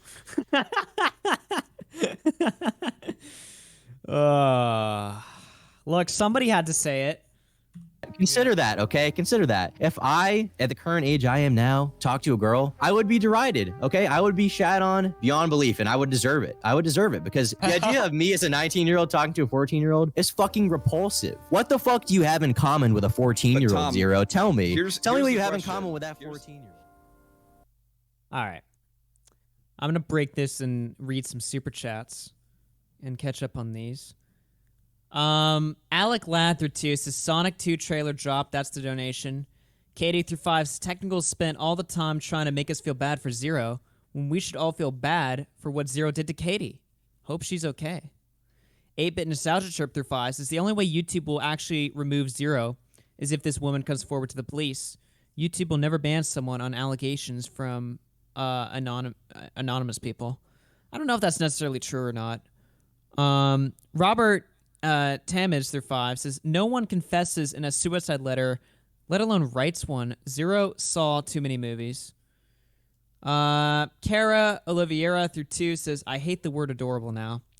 Wookie through 4 says she's basically doing what Zero did in his suicide note and getting everything off of her chest. 0 through 3 says I'm coming. Oh yes, I'm in McDonald's. I'm loving it. Good one. John Manthredo through 5 says Little Froky times me out from chat for one crap post and stopped me from being able to donate. You should revoke his powers. Froky, is that true? Are you cutting off my... Well, obviously he didn't stop you from donating there. Lonesome through 5 says, so this means that Technicals is now primarily a Smash commentary channel? I don't know what he is. Just a kid that rants through 3 says, I can't tell what my favorite Steve DeLeave quote is. Quote, funny how people are so mad at Zero for making a 14-year-old blush when he was 19 is pretty good. Another classic is, quote, want to know who gave P&L your grandfather's phone number? Yeah, I don't know. Jed through 15 says, I really don't see how somebody could think Jisoo is redeemable after Tech is confirmed to be biased. Can't anybody see that they're being bad? Zero Tips 3 says, that's so hot, kitten. Oh, yeah. Murby through 3 says, how can you think Leffen is not the worst human being after seeing even 1 minute of evidence.zip 2? Yeah, true. Let's see. Just a kid that rants through 3 says, chat wants me to scream at pedos because they find my donos funny. The RWBW Hamilton through 5 says, when this is more entertaining than the Game Awards. Mike Lopez became a member. Thank you very much. XD Stan through 3 says, fuck Jisoo. All my homies hate Jisoo. All my homies love Aiko. XD. Mike Barker through 2 says, Froky is cringe. He banned the stoner. 8-Bit Nostalgia Trip through 5 says, watch him drop a video called The Problem with Zapdie. Yeah. Sad Mopey through 5 says, he was cancer in that debate. M versus the Void through 5 says, sometimes you're asked to record audio for something and you agree before you realize it's the most degenerate stuff you've ever read. Thank you, John Swan, for producing the worst audio of me and Skipper probably on the internet. Sido C through 10 says optical chat. John's video is a banger. Stoked to finally catch a live stream. Here's to the rest of the stream. Thank you very much. J through 5 says I heard Zero is going to be introducing EDP to the Smash community since it's a community that will accept him. True. Deluxe through 2 says can't spell technicals without the L. Captain Poofers through 5, last super chat. John not only got out of the hole he buried himself in, but he let tech use it. Yeah, this stuff, great stuff by John. We need more. We need more of this. All right, so we're gonna continue here. So next up is the we got the Team Zero segment. We're gonna conclude with Technical's video. Then John's gonna take a look at Zero's return video. Then we're gonna look at the brother stuff and potential motivations, and then the guilt by association. So stick around. We got a lot of stuff to take care of in this video.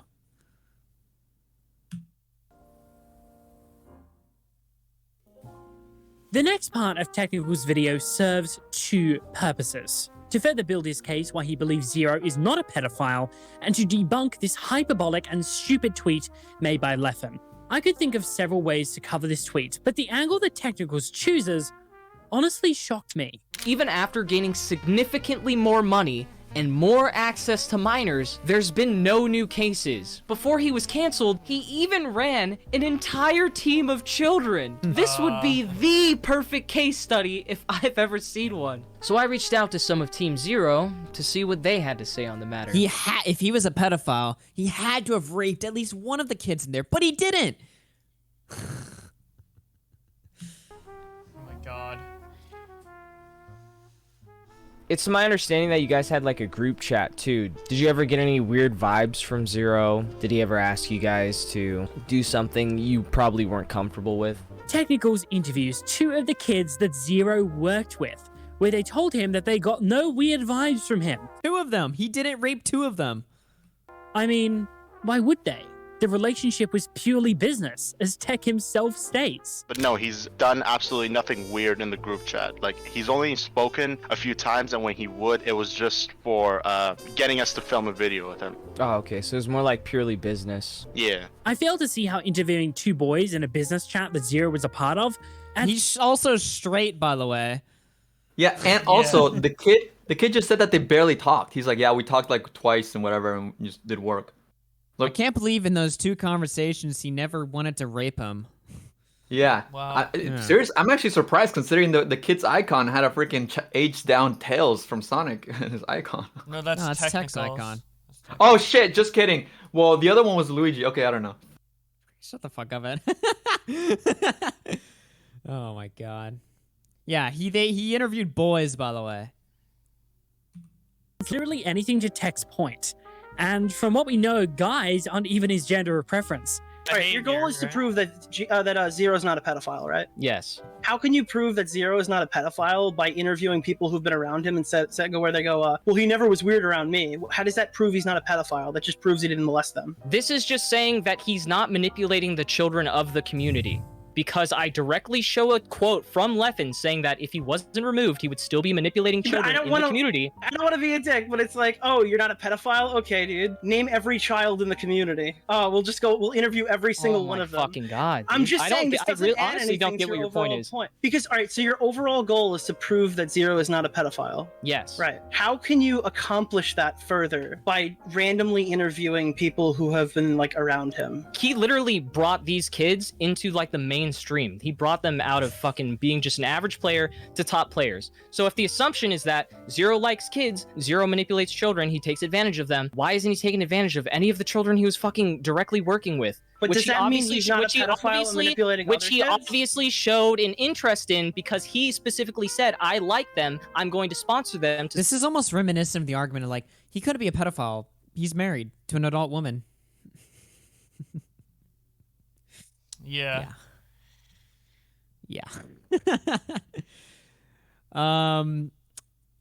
Carcinogenic Oak through 5 says, my opinion will never change. One child is always too many. True. To support them so they can grow in the community. I'm losing brain cells by just watching this. It's completely irrelevant, Technicals. Hold on though, this next bit of text video, it's just outrageous. Let me get this straight. He had the Disneyland equivalent of a pedophile's paradise and didn't ride Space Mountain once. Damn, Zero's really dropping the ball here. So what? His whole team was full of dudes. That only proves he isn't a gay smash pedophile, technicals. Who cares? To which I'd respond, I guess that means you can cross off 90% of his options. You'd think he'd diversify his profile a little bit. So, instead of responding So fucking dumb. to a very So, because there's not very many girls in Smash, that means he's fine. What does that even prove? Wait, what? That he's less likely to rape somebody because he doesn't have that many options to choose from? What is he talking about? I mean, I know it's a joke, obviously, but like, what does that joke really mean? Like, what is he saying? So why is he joking in a serious video? So if there were more underage girls in the Smash community, Zero would be more of an issue. But because they aren't, that means Zero's fine. I don't know. Wait, so wait. Being ultra charitable here, it was a throwaway joke that didn't make any fucking sense. Why is he joking though? Like, he literally brings up a valid argument. Like, he's not gay. Why are you interviewing dudes? Oh, well, I guess he doesn't have that many options to. I think he's saying, even if I didn't just convince you, don't worry about it. There's not going to be that many options. Haha. That best I can think of. Yeah. Like, that, all that proves is that young girls can't get into Smash because Zero's a danger. So instead of kicking Zero out of the community, let's just kick any underage girl who's coming into the community. Yeah. Like, what? Oh, fuck. Legitimate point about sexual preference, Tech responds facetiously, saying that essentially there aren't that many girls for him to groom, so he should be fine, and that he doesn't understand why Zero wouldn't just groom some boys as well if he really was the vicious pedophile that he's claimed to be. Look, I get it, it's a joke, but I would expect that after this joke we actually would get a legitimate response to this very fair question. But we just don't. He moves right on to the next point. You heard the argument he had with Nick. He doesn't really have an answer to this question, which is why he deflected with jokes, hoping nobody would notice. Let's just recap. It would be impossible for Zero to go to jail over this. Doesn't matter. He never exchanged any images. Every other story involved He wanted to. an adult, and he hasn't had a... Oh, he also talked to adults. And the case was 7 years old. Stunning list of arguments here. slip up in 7 years. Yeah, dude, he just kind of tripped and fell and groomed a minor for like 3 months and asked her to shove ice up her pussy.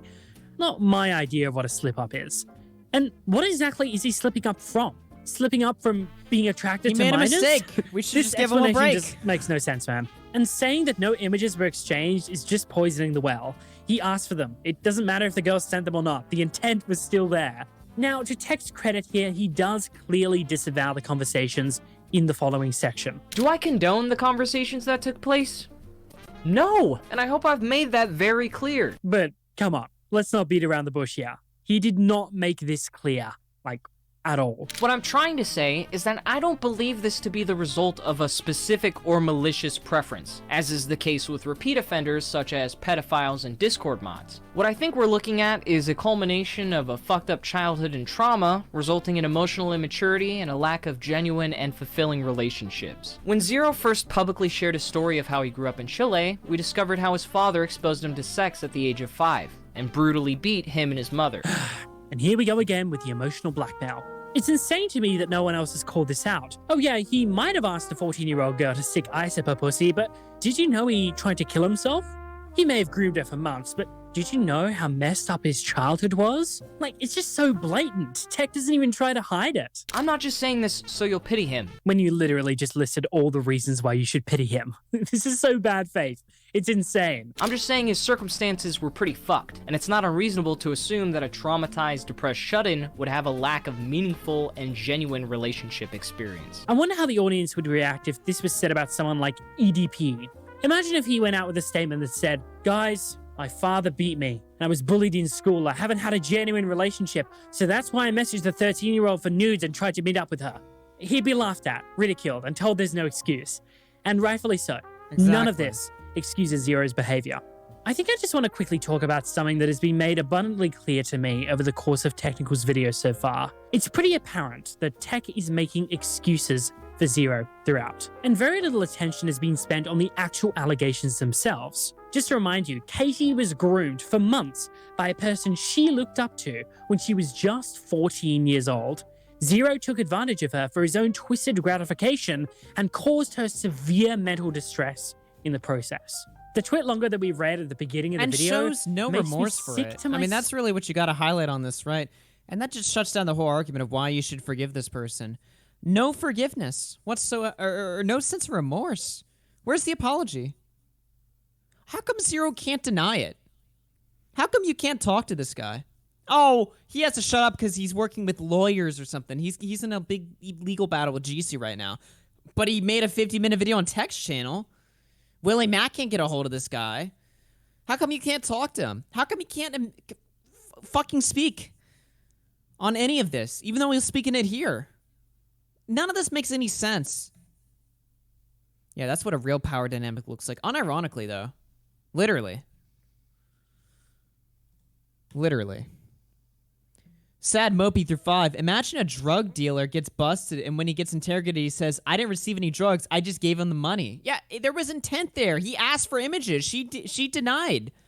It doesn't matter that he didn't get them. He asked for them. That's enough. He had full intent. Andrew Doherty through 7 says, "Oh, for God's sake, how's this a conversation? He asked for images, sexual images of a child. Chuck him in the bin. No way he should be allowed back." Exactly. Pulsifer point through 5. Tech is really good at fighting points nobody's asking about. John is good at not getting lost in the weeds on this one. Acme through 2. Remember when RC thought Nick lost that debate? Yeah. That debate aged so fucking well. And I can't imagine the strength this poor girl had to go through to come out about this abuse of power. Why are we making excuses for this? Why are we trying to minimize it? What Zero did is repulsive, plain and simple. Thank I guess you. Here we are. Sorry for that tangent there, but it just makes you really upset, you know? Like, I shouldn't even have to say this right now. The internet's gone completely crazy. Okay, let's get back to the video. The next... Yeah. Tell me about it, man. I mean, I was talking about this earlier, right? But I mean, like, it does not like seep in now. Does it not make a little bit more sense to you guys in chat, like why this situation has like genuinely affected me? Because it's not about internet drama. It's not about some gay like pissing match with technicals or something like that. It's about stuff that's more serious and deeper. You know, it's about the normalization of fucked up shit. And it's about how easy it is for an audience to be persuaded into believing and defending some pretty bad things. And excusing it. And being weaselly. Being weaselly little liars, like Hassan says. I mean, seriously, like, I joke about it, you know, and obviously I've been having fun on this stream, but, like, it wasn't fun for me watching the entire internet back this guy. It wasn't fun at all. Going on a Drama Alert and having the entire comment section call me a cunt and a liar, when all I'm trying to do is just insert a little common sense here. I mean, let's just break it down. You know? So I'm glad John included that part in his video. This stuff infuriates me. This stuff fucking infuriates me, man. But I'll tell you what doesn't. This fucking donation that just came in. Holy shit. Zod with $100 donation. Holy shit. Holy shit. I've seen the entire video, so forgive me for sounding stupid, but my question is this. Can or should there be a redemption arc for technicals? You know what? I mean, look, I'll say this. If you want to enjoy his videos going forward, do it. That's fine. But I mean, you know, take it with a grain of salt. As long as if Tech's next video is a fucking banger, it's a fucking banger. There's nothing I can do about that, right? If you want to enjoy it, you can enjoy it. I don't really believe in redemption arcs as much as I just believe in I don't really believe in like the concept of like apologies or something like that, right? Just don't do bad shit again, okay? If every tech video in the future is a banger, fine. All right, but this one wasn't, and that's what I'm concerned about. Let's connect that to John Swan, because a lot of people would say the same thing about John. They're like, can he be accepted into community? It's like, honestly, like I had not been impressed by John's videos and stuff.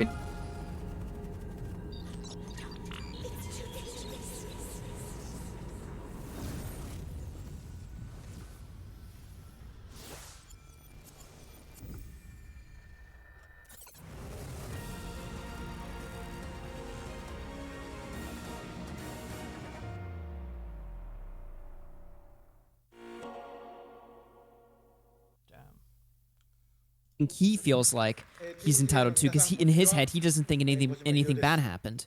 Look, if he makes good videos, he makes good videos. That's really all I'm concerned about. If he makes bad videos, then they're bad. This whole idea that we have of like your redemption arc, your reputation or something. In my opinion, your reputation, the only thing that's relevant about your reputation is like, you know, what you're doing in the present. I don't really care about your past that much. I mean, unless it's like, you know, unless it's talking to a 14-year-old and telling her to shove ice cubes up her pussy. You know, shit like that. Like, look, everybody fucks up. That's not a fuck up.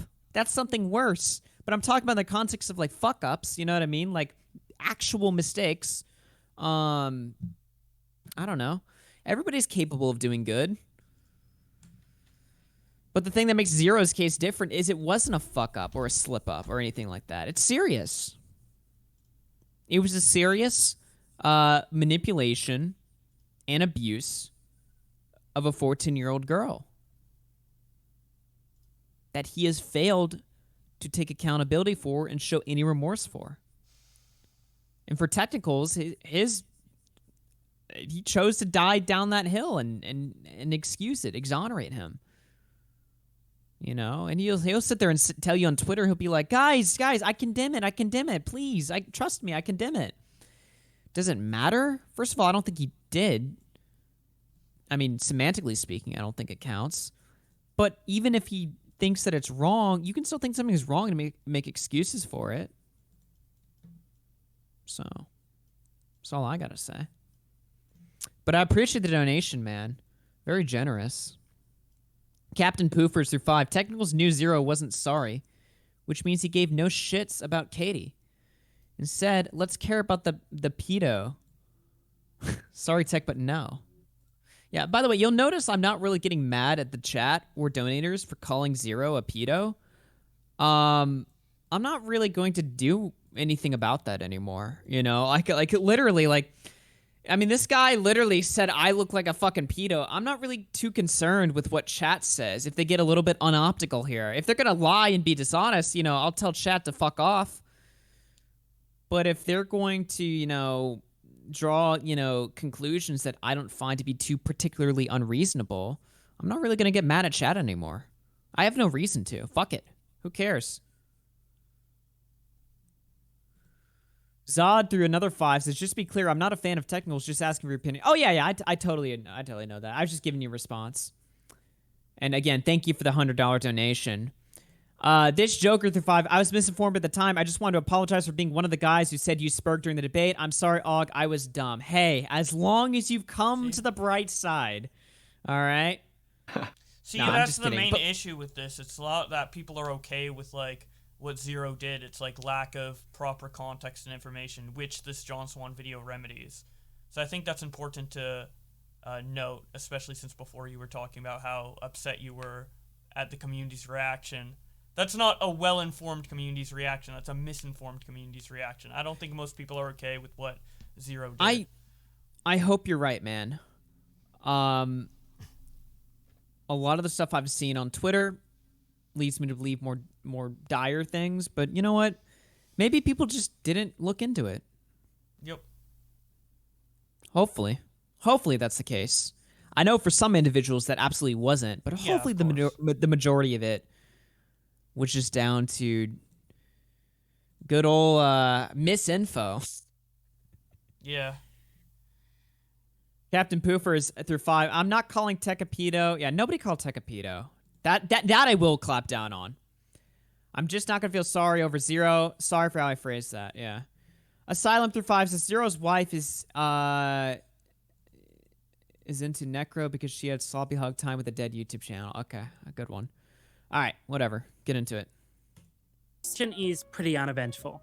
Tech interviews some of Zero's friends and Zero himself to try and give some context as to why he's socially awkward and shouldn't be held to the same standard as the rest of us. Yada, yada, yada. This goes on for 4 minutes. You can watch it yourself. I'm not going to go over it. It's completely irrelevant. When you look at Zero's development over the years, even as recent as his marriage to Vanessa, you'd be hard-pressed to establish any kind of significant behavioral trend, considering how the single instance in 2014 is the only existing point of contention. Now, if that's enough for you to still be against Zero and think that he's an irredeemable person, I'd kind of understand where you're coming from. But if what Leffen and Jisoo said is true, you wouldn't need to lie this much to prove it. A pedophile will usually do that themselves. I'm honestly a bit confused on what he's saying here, because I think there's more than enough to establish guilt while being completely truthful. Is this directed at me?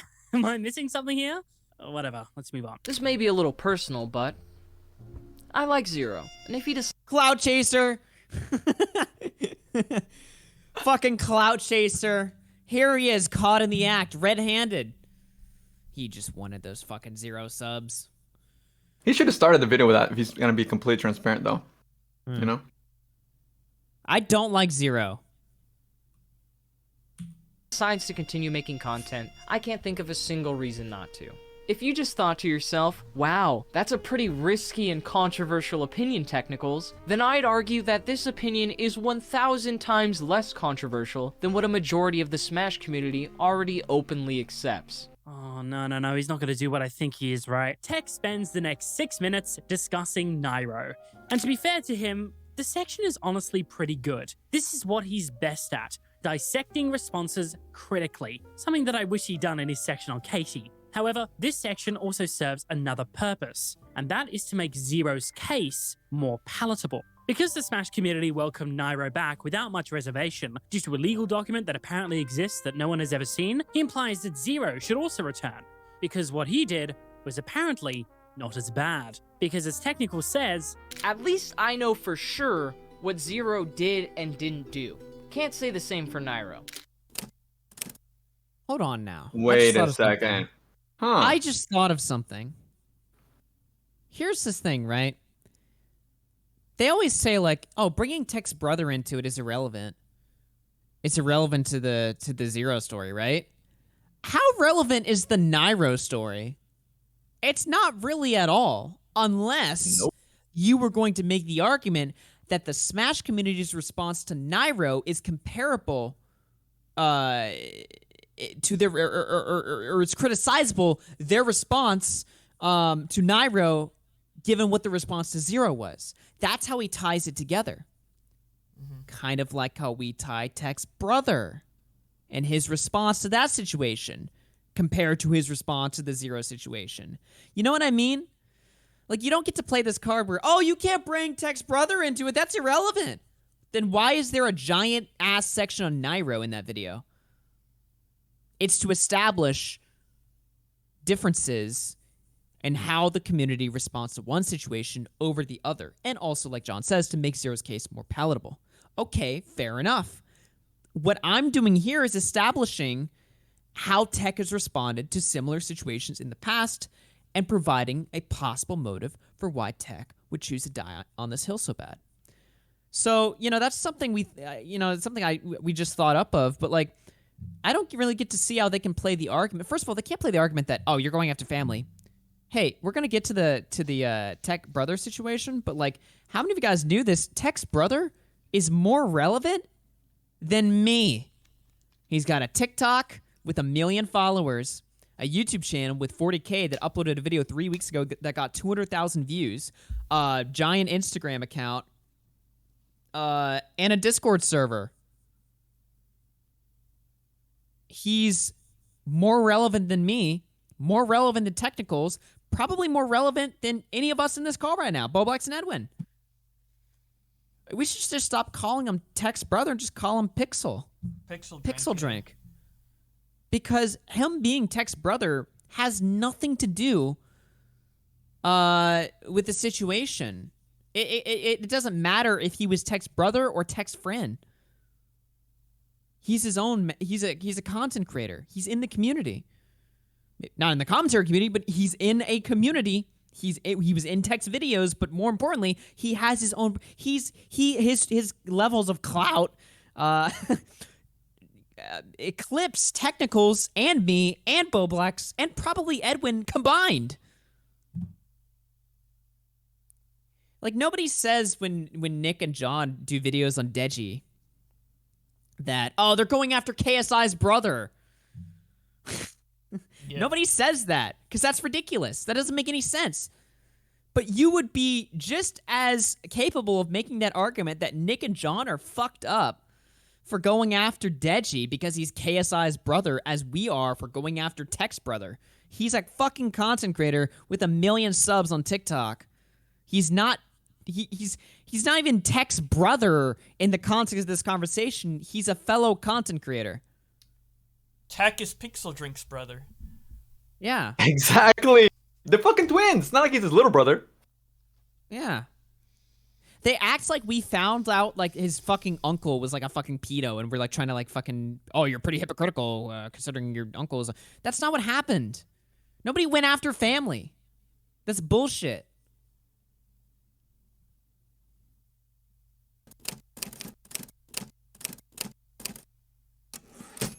Finally, we're nearly at the end.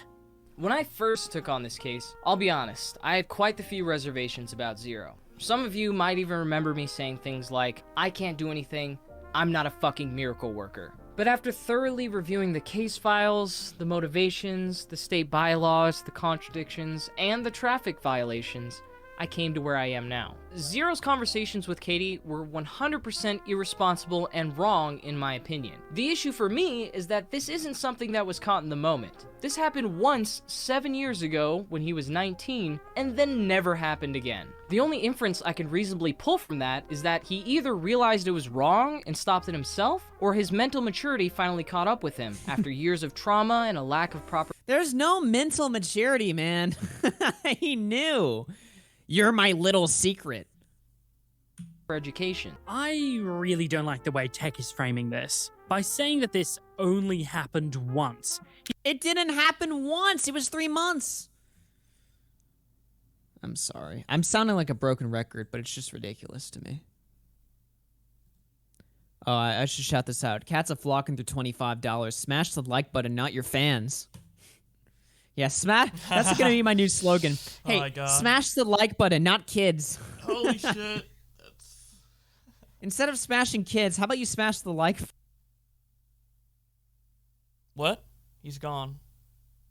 He accidentally exited. Oh. Did Discord not like that? Yeah, did he smash the disconnect button? Like, I didn't do shit. I was just sitting here watching the video and then it just cut out. damn. Discord sucks. Discord got offended considering the mod team. They're like, what? Yeah. Stop insulting our people. And they ban you. Oh my god. Bari Media threw $2. Britbonk had an extremely fucked up childhood. I'll bet he did. I think he did, yeah.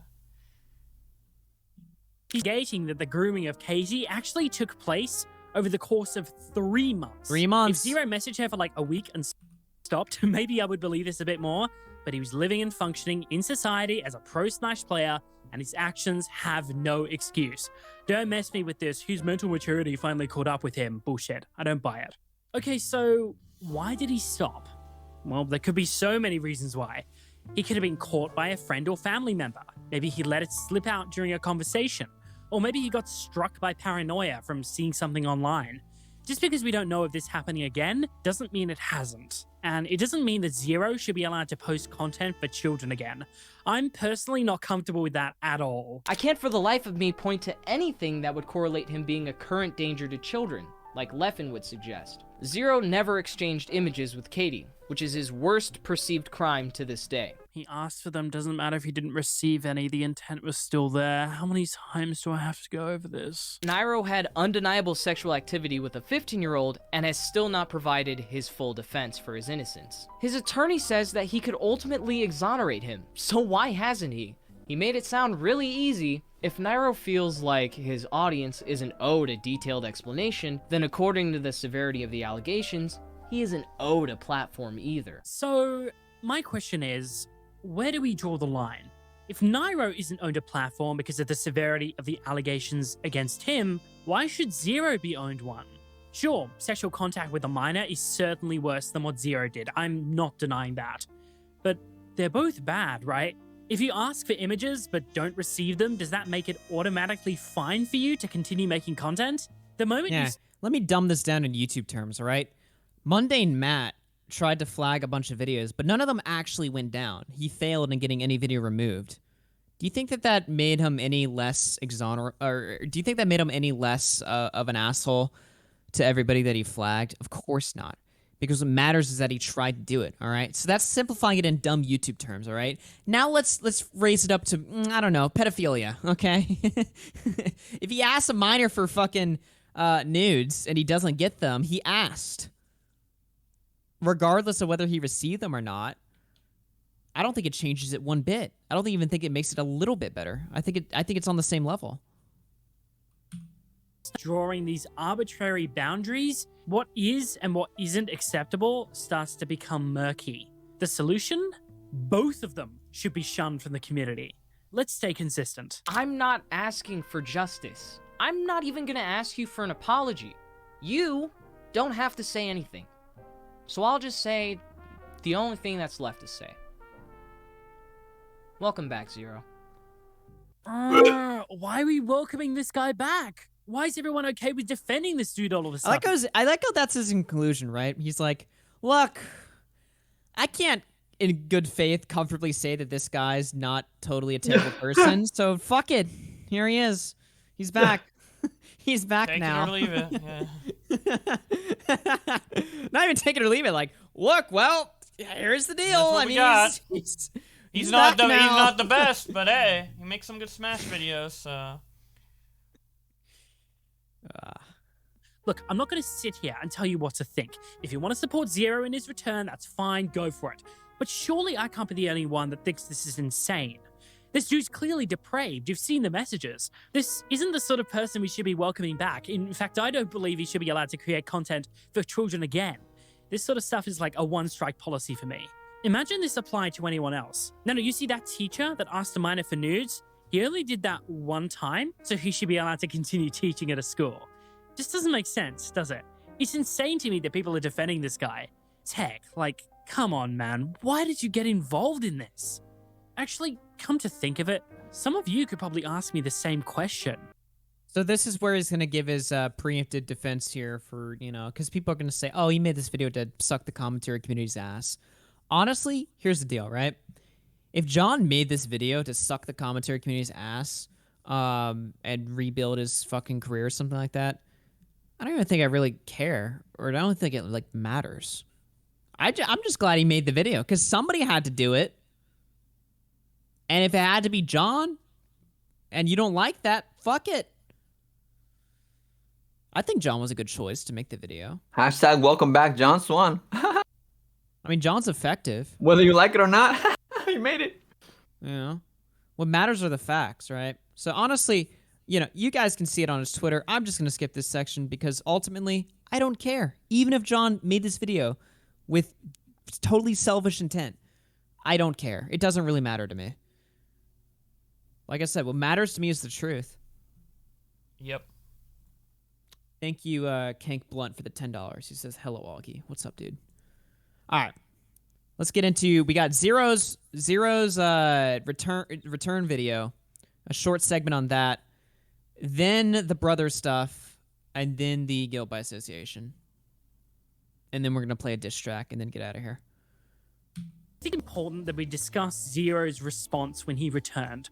I wanted to put it earlier on in the video, but I couldn't find a place to weave it in nicely, so it's going in here. Zero starts off his video by promoting You guys are saying welcome back, Tatties. You guys are fucking pricks. Good one. Welcome back, and discussing the document created by Jisoo. Yeah, that's what H3 did. Heard of all. Hashtag welcome back. I'm gonna tweet that. He's gonna sprug out too. Yeah. this from a document made by Wow. Jisoo, which was then later spread by multiple media outlets. This document contains a very large amount of lies, falsehoods, big exaggerations, and honestly, it is nothing more than a piece to assassinate my character and ruin my image to the general public.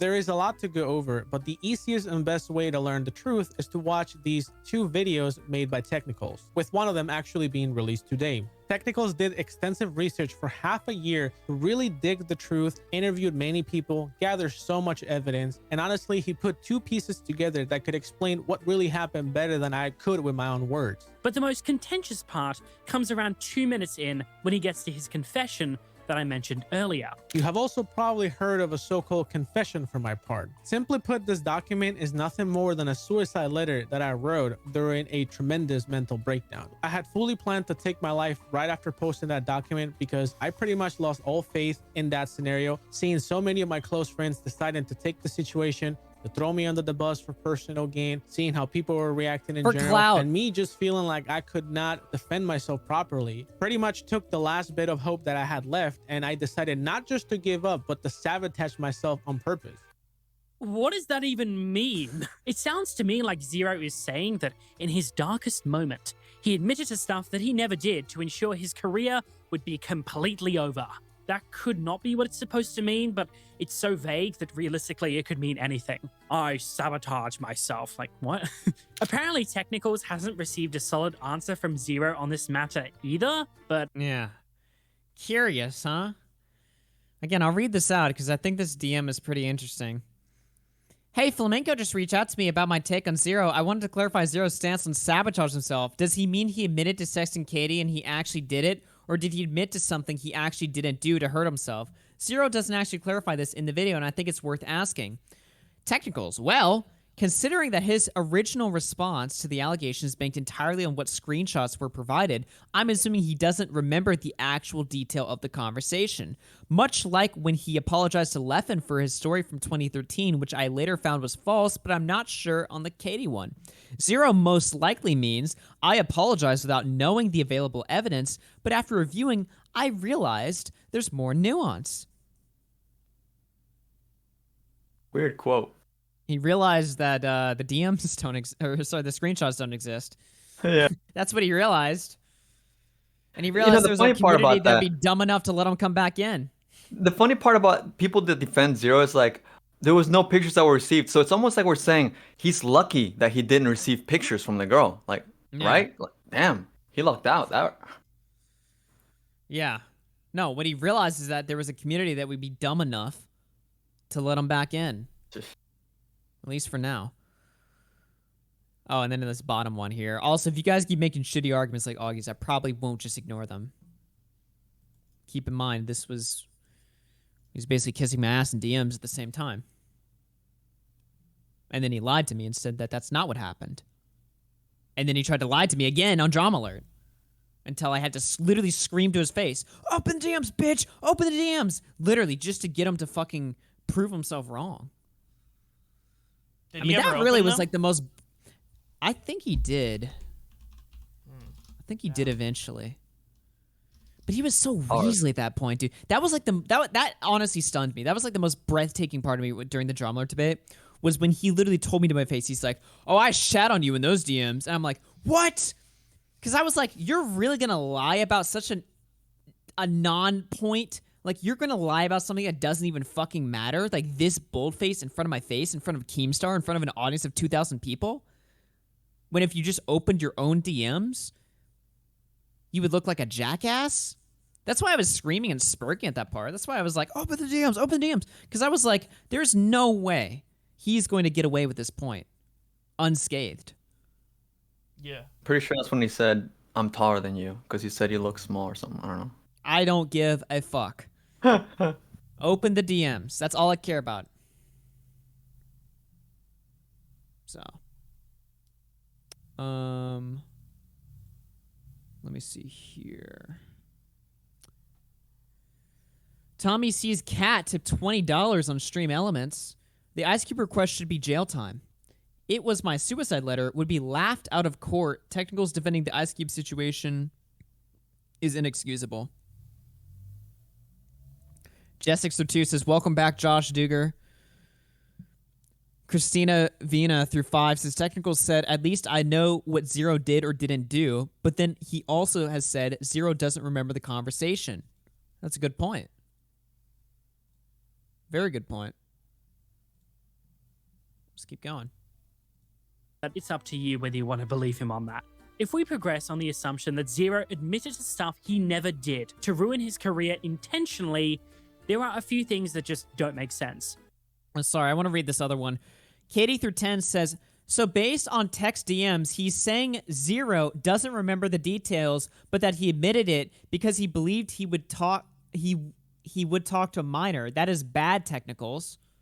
Well, and not only that, like, how do you cover a story about an allegation and, like, you don't get a straight answer, or you don't include this straight answer? Like, why didn't he include whatever the fuck the answer was, you know? Mm-hmm. Right. The first time you see the Twitlonger in Technical's video, he actually... He was so set on killing himself. All it took was his girlfriend making him dinner. Yeah, that mashed potato and those mashed potatoes and steak saved the fucking day. Yep. That's all it needed. Alters it to remove around 2/3 of it. The rest of the statement is actually pretty important, so let's have a read of the rest. Hey, I can't sleep, and I just can't take this back and forth. I don't think it makes sense to keep this going. I just want this all to stop and for me to at least atone. I also want people to stop defending me. I don't deserve it.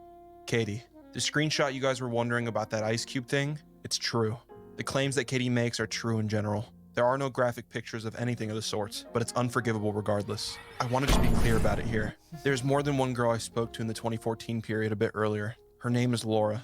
Originally, she never told me she was underage. She says she was older than me. I have screenshots of this, but it doesn't matter nor make it better. But years later, she contacted me and says she was actually underage. I apologized to her privately recently and told her I feel absolutely terrible about it. There's no graphic pictures or anything either that was exchanged, and she's from another country. I really want to atone, and I just want the discussion to stop.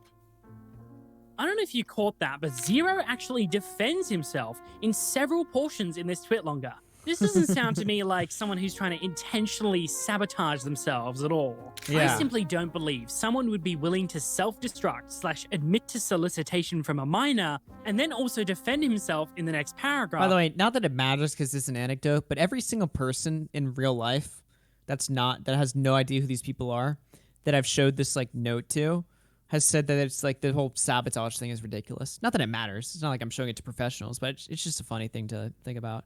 Like, I've literally showed this to people in real life and been like, do you guys buy this? And they're like, no. It doesn't make any sense. By explaining he was catfished by Laura, claiming he can prove it, disputing CP, claiming Laura was from another country. Why on earth would you admit to the ice cube thing and then contest other things within the same Twitlonger? This just makes no sense. Even in his confession about Katie, he clarifies that there were no pictures exchanged. I don't buy this excuse that he sabotaged himself. It sounds completely ridiculous. Imagine EDP used that same excuse and said that his confession on video was just him sabotaging himself. No one would take it seriously. Yeah. Does Zero think we're all just gullible? Now, I need to make this very clear to everybody watching this video. I have never received explicit images from... Oh, pay attention to this, by the way. Listen to this. I've never received... any underage individual. I have never sent explicit images to any underage individual. I have never made travel arrangements with ulterior motives with any underage individual. I have never been touched or touched in any shape or form any underage individual. He hasn't touched any underage individuals. And I have never had conversations with only the intention to groom an underage individual. The only intention. Yeah. Wait, I had multiple intentions. It wasn't just grooming. What was the? Wait, that's the way No you worded it. conversation with the only intent being to groom an underage individual. Well, that last point is a little bit sussy. But do you know what he doesn't? Do you know what he doesn't say here? I've never asked. Yeah. For child porn.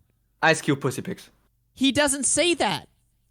Why would he not? He says, "Oh, I haven't fucked a kid. I haven't,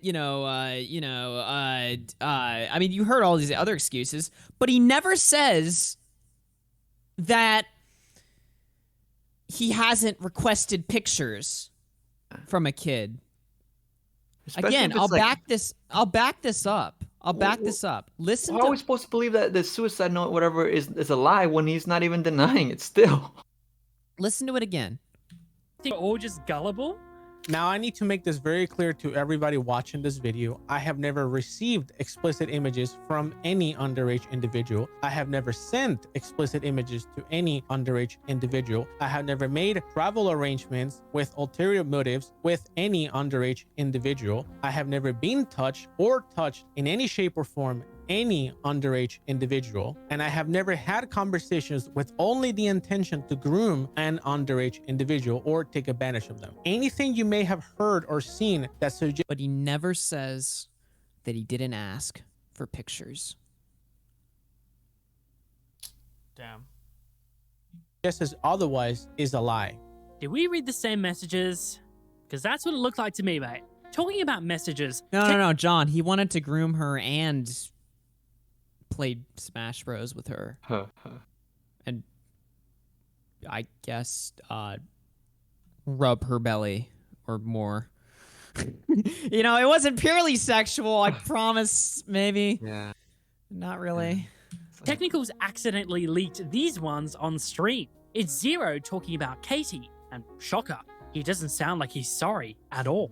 Also, this may be huge, but the next challenge is Katie. And the biggest question is still, who is she? And is she really who she says she is? I was thinking, if Jackie gets canceled, or is close to, which is very possible now, we may be able to pressure her hand to get Katie details. I have a great feeling there's manipulation in that story, and Katie herself. And since Katie is a ghost in the wind, we may be able to uncover her. So I'm just saying this could be a play. Jackie's a snake. She will throw Katie under the bus for self-preservation, if she has to. So we could use that. For everything Katie went through, this just seems like a slap in the face. This guy clearly does not care about the damage he's caused. But he's worthy of a defense, of course. Didn't we put that screenshot to Technicals when he was on stream? Like, what did he say about it? The first time? I thought. I was like, how do you ignore that? That's kind of weird, don't you think? Like, well, I think he was just saying, he was like, oh, they were just trying to like figure out any way to like contact her, and it was just purely for research and stuff like that. Yeah. I mean, it's on my Sure. channel. Y'all can. It's in the tech debate. Yeah, I'll go look for it. I have a timestamp too when we played that. So, yeah. Caleb through 5 says that must have been some good mashed potatoes and steak if that's all it took. Holy shit. Tipster through 10 says the whole bit about not having convos of minors with only the intent to groom is kind of weird wording too. Yeah. Yeah, if I had any criticism for John, it's that he didn't hone in on that. But that's the only thing. Another thing about those messages between Zero and Technicals is that they are speculating that Katie might have manipulated the story, but Zero was literally there, so he knows what the true story is already. So what type of manipulation would they need to find that Zero wouldn't already be aware of? Because Zero was manipulated by a 14-year-old. Mm-hmm.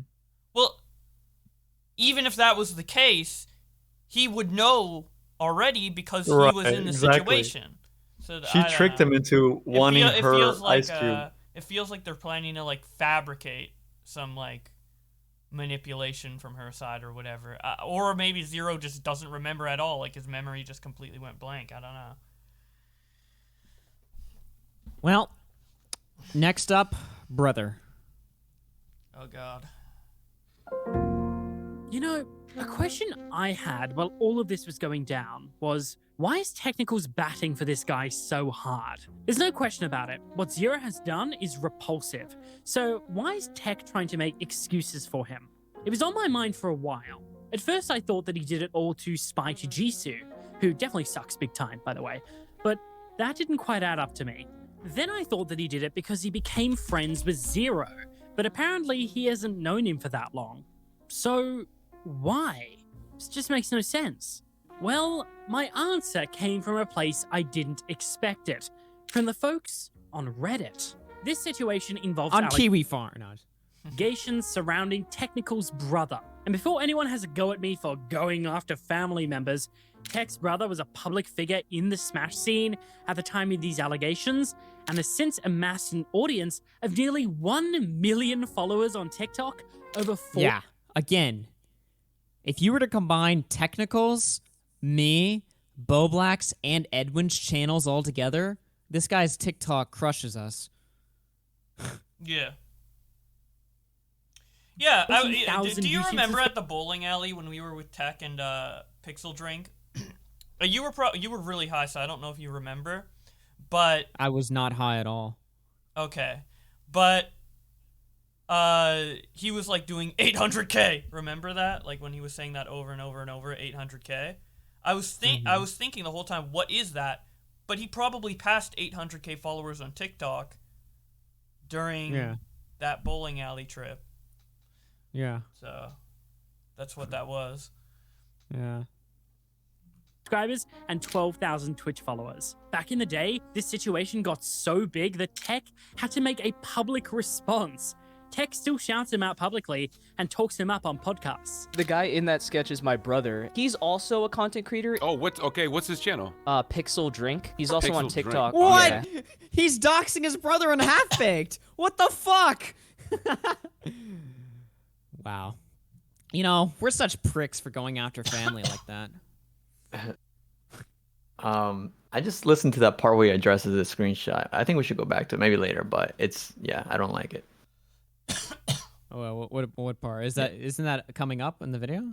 Oh no, I mean like the screenshot that leaked from Technicals, like because you asked him about it in the original stream, so it's interesting to look back on. Maybe we could. Later. Yeah. I'm down for that. I'm down for that.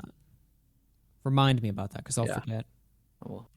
Check it out. He was even at VidCon this year, rubbing shoulders with some of the biggest creators in commentary. Just to clarify, this is the same guy we met at VidCon? Yeah. This is definitely fair game. So, with that out of the way, let's progress. Last year, allegations of sexual misconduct were levied against Technical's brother, known online as Turtle SSB or BJ. The allegations stated that in 2016, BJ had sent not safe for work art and nudes of himself to a group chat with the minors in it.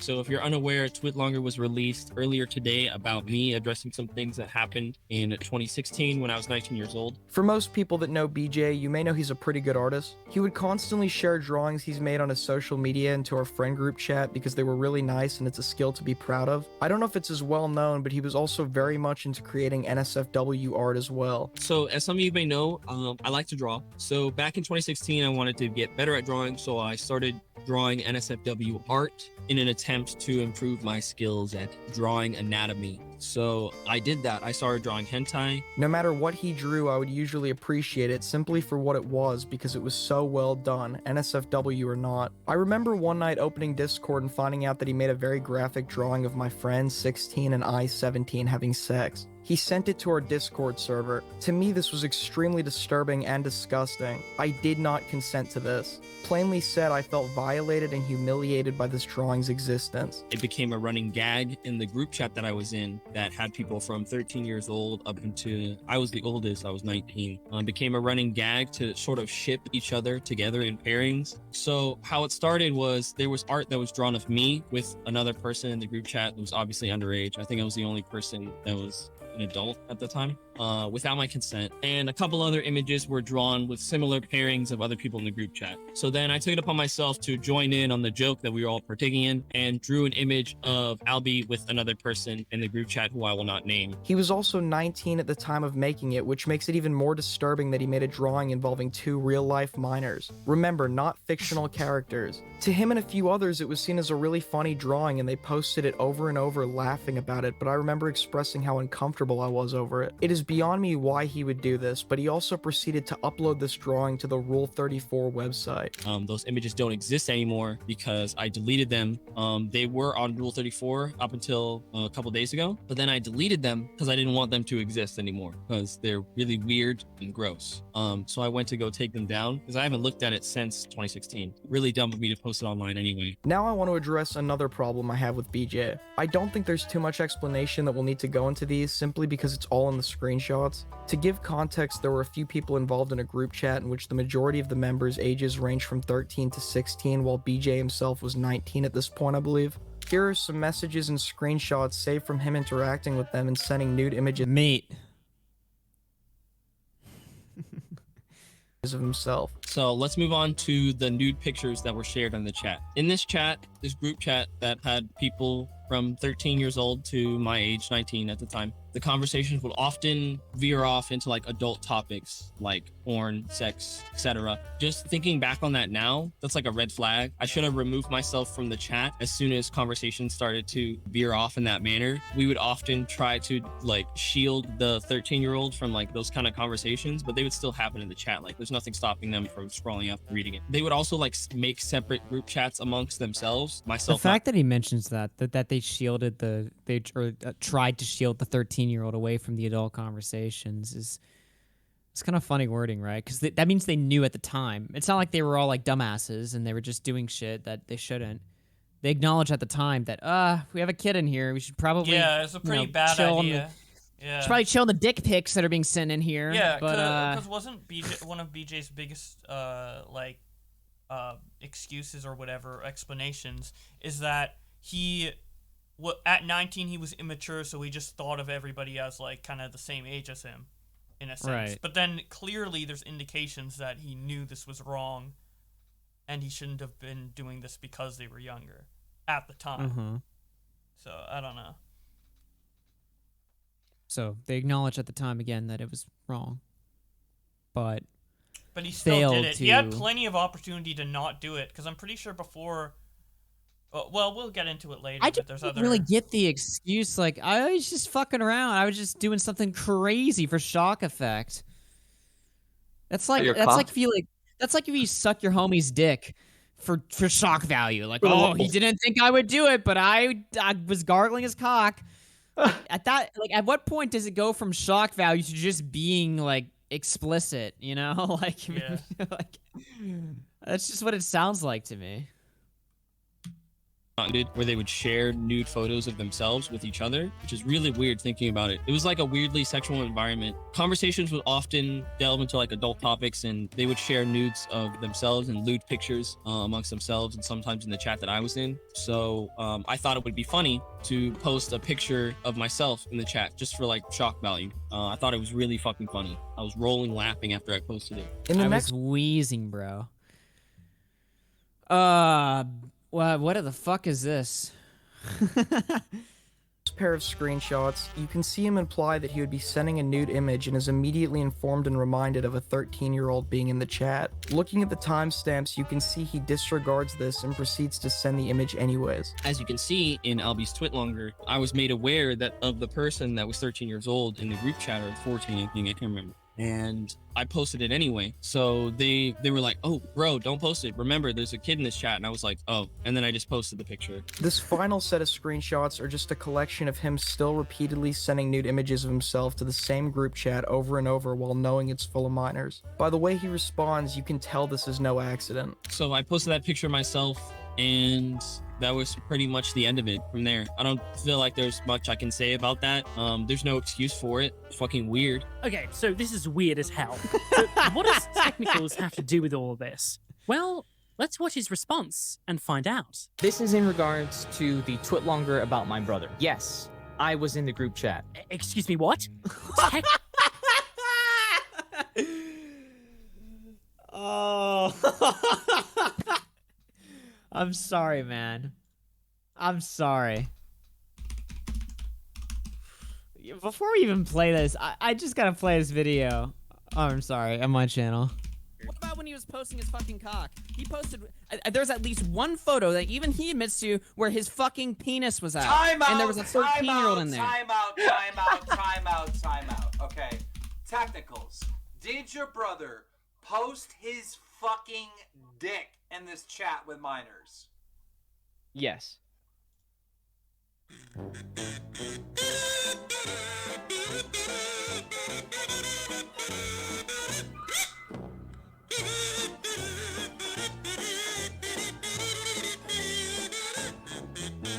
%, baby. 37%. Technicals was in this group chat? Heck no! I was in every group chat because I was the leader.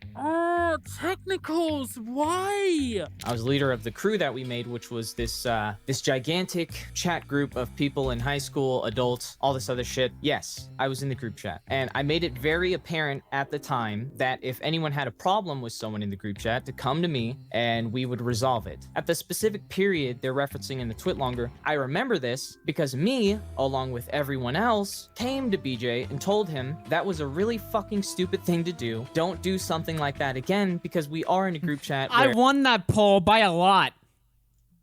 you know, it might be bad for other people. Told him it was stupid, never to do it again, and guess what? He didn't do it again. Hey, it's John from the future here. This isn't even true. If we look back in the screenshots that were provided with the Twitlonger, we can see that the first time BJ did this was the 24th of December, 2016. And then he did it again on February the 18th, 2017. So he did do it again. That's just a complete and utter lie from Technicals. Most people were just outraged because it was an Seems to have a habit of lying. Just, you know. I mean, he did it to me in the debate. He did it to me after the debate. Here he is a year ago. Well, and he outrageous also thing to do. tweeted yesterday that he was only in one group chat. Oh, yeah, that's a good point. Even though just now he said he was in every group chat. Load up the old Twitter account here. Okay. Since the commentary crew wants to keep pushing allegations that I support or was in group chats with nudes of minors, let me say for the 50th time that I disavowed any and all of that activity. Okay, this right here is Weasley wording. He's implying here that this was a complete fabrication, a lie. But then he says that he disavowed it. Well, if you disavowed it, that means that it happened. Because if it didn't happen, there'd be nothing for you to disavow. So then he says here, which is why they did this on their own in separate group chats, I also disavowed. So just because they did it in other group chats doesn't mean they also didn't do it in the one that you now claim you were in. But Technicals in the past claimed he was in not just the group chat, but all of the group chats. Look at this video right here. This is in regard All right, thanks, to Twitter. the Twitlonger about my brother. Yes, I was in the group chat. In this chat, this group chat that had people from 13 years old to my age, 19 at the time, conversations would often delve into like adult topics, and they would share nudes of themselves and lewd pictures amongst themselves, and sometimes in the chat that I was in. I was in the group chat. I was in every group chat because I was the leader. Bruh. This is in regard. I was in the group chat. I was in every group chat because I was the leader. Last screenshot that he So has not of it. only is he failing to disprove that this happened in the chat that he owned, but he's also saying it happened in separate chats. And although he disavowed it, it still happened. But in the other video, he's saying that he was in all the group chats. But now he's, I guess, saying that he was only in one of them. But it still happened in the one that he now claims that he was in. None of this shit makes any fucking sense. All right, now hold on a second. Earlier, before you move on real quick, because earlier in chat I typed out that he seems like he's his worst enemy. I mean, look at that screenshot like that he posted. What is this? You know, Brandon Jackson, right? It says at the top. So I'm assuming that's BJ, his brother. And if you look at the dates, this is after the ones that we already seen, and it says it's just my butt. And so he's sharing pictures of his butt too, or why? What is it? Why is just Technical my sharing the butt. screenshot? Tav, what? You, Brandon. So this is BJ talking here. Oh, somebody You don't else shared their butt. Yeah, you don't see me sending dick pics to blank. Then somebody says at Tav John. BJ says keep that freaky inward shit out of here. Wait, Eva sent chat said Brendan is his brother. Is Technical's name Brandon? Are they named Brandon and Brendan? Holy shit! I can't. Never mind. I don't know. What I the don't fuck? know. But I'm failing to see the relevance of this. Yeah, this is screenshots of the confusing tweet anyway. here. This is just confusing. Never mind. I just came in to give one quick point. Like Technicals got caught in a lie too about the group chats and which one he ran.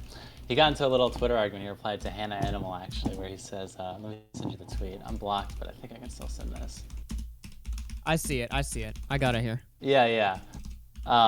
Where he says, "I ran the group chat he flashed. I did not run the group chat where they exchanged nudes because they knew I didn't play that shit. I condemned it then and I condemn it now. If you have evidence that this is anything other than what I'm telling you, I'd love to see it."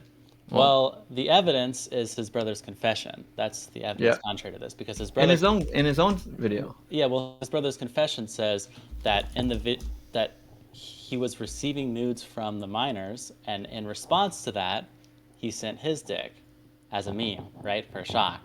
So that's the group that he flashed. That's the group that Technical says, I ran the group chat he flashed. I did not run the group where they exchanged nudes. That's just a lie. Technical's brother, Pixel, completely, like, counters that. Either his brother's alibi. wrong or he's wrong.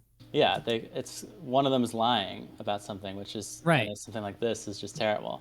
So yeah, exactly. I just want to clarify that little point. Yeah, which is interesting, by the way, because this is not the first time he's gone against his brother's word. His brother said he was the only person who was an adult in that chat, but then Technicals came out. John Miller, he was like, "No, there was 2 adults, me, because we're both twins," which I don't know how that makes it sound better. But that's like the second time. That'd be the second time he's gone against his brother's word. So we're getting a little bit confused here. We're getting like lost here. Yeah. Because his brother's saying shit, and Tech at the time was backing up what his. No, it wasn't like his brother made a statement, and then Tech in his statement was like, "By the way, my brother got a couple things fucking wrong. This is what happened." It's not like he said that back then. Now he's coming out and saying different things. Well, he's not even saying his brother's wrong. He's just like, I did not run the group chat where they exchanged pictures. It's like, that's just not true. Go back to the confession. Oh, chat's saying that Brandon is Tech's name. Yes, dude. Brandon is Tech's name, and his brother's name is Brendan. Okay, so that's what the screenshot is for. He's saying like, you don't Brandon see is the one saying it. Keep that freaky shit out. Okay, I see what the screenshot is now. They're both technically BJ. Brandon Jackson, Brendan Jackson. What the fuck? Oh my god. Oh yeah, their name is Brandon and Brendan. Right. I remember that. I remember them telling me that. Yeah. Okay, but that makes sense why he threw the screenshot here, because he's trying to say like, well, look, here's evidence of me disavowing the shit even back then. When's the dates for that? Because I'm curious. March 2017. So that's a month after. So the dick pic happened December 2016. The second one happened February 2017, and then a month later, he decides to say, "Hey, that's fucked up." So this still happened for 3 months under his watch, sending fucking dick pics. I bet you March is when someone finally spoke up, but he still just let it happen. And if no one spoke up about it, who cares? Why do anything about it? He made a public video when people did the twit longer expose, whatever. Right. So there you go right there. And then he says, for a group that claims to care about getting the info before pushing false allegations, they sure as fuck have no problem if it's a necessary smear campaign. Last, I'll talk about this until I finish my vid. What is the smear campaign here? What is the smear? What is the lie? He's failed to establish where the lie is. Right. And then down here in the comments section, he was fighting with Hannah here. He responded to one of her tweets. Where was it? Oh, yeah. Maybe your friends should be better at verifying information when they have a direct line to me. Well, Edwin, you had a direct line to Technicals, correct? And you tried your damnedest to get a word with him, and he turned you down. Right. You kept sending him replies. You kept sending him DMs being like, you're taking a while to reply to my DM. What's going on, bro? You were asking him not even for a debate, but just for a conversation. And then he responds, what are you, my ex-wife? I don't know where this sense of entitlement came from, but I don't know you. I'm not coming on your show, and even if I did, you tweeting at me and coming to our replies for days just makes you seem like desperate and annoying. Go outside. Who gives a shit why you're upset? I don't even know who you are. Oh, God. Rice gum, dude. Rice gum. But look at the screenshots, though. Take a look at the screenshots, because people just make it... He drew me like I'm a desperate ex-wife, right? But if you look at the screenshots... It's, first of all, those are public tweets. That was my reaction to his debate with you. He's not tagged. I'm not fucking hassling him. I literally just said 2 public tweets, okay? So 2 public tweets. The next slide is my singular DM to him, okay? And the next slide is what, like 3 tweets? Or 1 is a reply to somebody else. Hey, your DM. Hey, it kind of feels like you're dodging me. Still, the 2 on the top are replies to somebody else. Maybe I should have untagged them when I'm replying to other people, I guess. You know? Yeah, you weren't being considerate of his feelings there. You should have untagged him. But you know what? If you want to call me an ex-wife, I'll fucking take that label. And honestly, like, look, I'm only talking like this because you fucking called me out first. But you're a fucking pussy, dude. All right? Like, I was gonna play nice with you. I had none of my messages to you, none of my chats, none of my tweets were inflammatory whatsoever. You can look at that. I was gonna talk to you honestly, like, you know, sincerely. I want to talk to you about this lawsuit because I'm making a video about your boy's Zero. I wanted to get information, and you fucking come at me like, oh, who are you, motherfucker? 3 times the subscribers as you. You're a fucking child. Shut the fuck up and suck my dick. Damn. Here he is saying, you're begging for attention, then calling it running when I don't want to go in your live stream is an interesting spin. There's 47 minutes of what I think on 3 different live streams. Have fun. So here he is saying that he's been on multiple shows. He's made multiple appearances. He's made his own videos. So his statement on a variety of topics is well known. It's out there. It's already there. Yeah. It's not 3 necessary. live streams of you being a little bitch. It's not Sorry, necessary. chill. It's not necessary for him to go on your show, Edwin. He's already given his take. But when All people right, all have right. an opinion about his response to his brother's situation, suddenly he's going to sit there and bitch and complain that nobody's offering to hear his side. Well, Edwin begged and pleaded to hear his side of everything. Hey, and he told you him know, to I don't- fuck off. I don't even He ca- told look. you to hold on. He told you to fuck off because you're not worthy of his time. You're lower than him, Edwin. So that's why. Hey, call me a leech. Yeah, it's a leech move. Right. That's And- somebody who overinflates their own self-importance. He thinks that he is so above everybody else, except for when they say things that he doesn't like. Then all of a sudden, he is 100% owed your time in the DMs, all right? Well, you know what? When guys like Edwin are willing to talk to you and you blow them off and tell them to fuck off and say that they're not worthy of you because you're some great deity that's, not little Edwin isn't worthy of talking to you, well, don't get surprised when people go off publicly, give off their takes publicly, instead of talk to you. You've made it abundantly clear that you see yourself as above everybody. So don't be surprised when people don't even bother to talk to you. You have to look at his last reply to me, though. Scroll down a little. Maybe learn to give respect before demanding it. You look like a clown right now. Yeah, that is why I am like more hyped up, guys. All right, because I'm like motherfuckers. Like look at my It's reply. not like he's just saying, you were annoying to me, fuck off. He's arguing that you're not worthy of his time. You have to earn it. Like a good little boy. Right, fuck is exactly. this? Right. Well, Mexicans are the new black people, right? That's what they say. Okay, buddy. All right, dude. I swear I heard that somewhere. I had never heard that before. Fucking.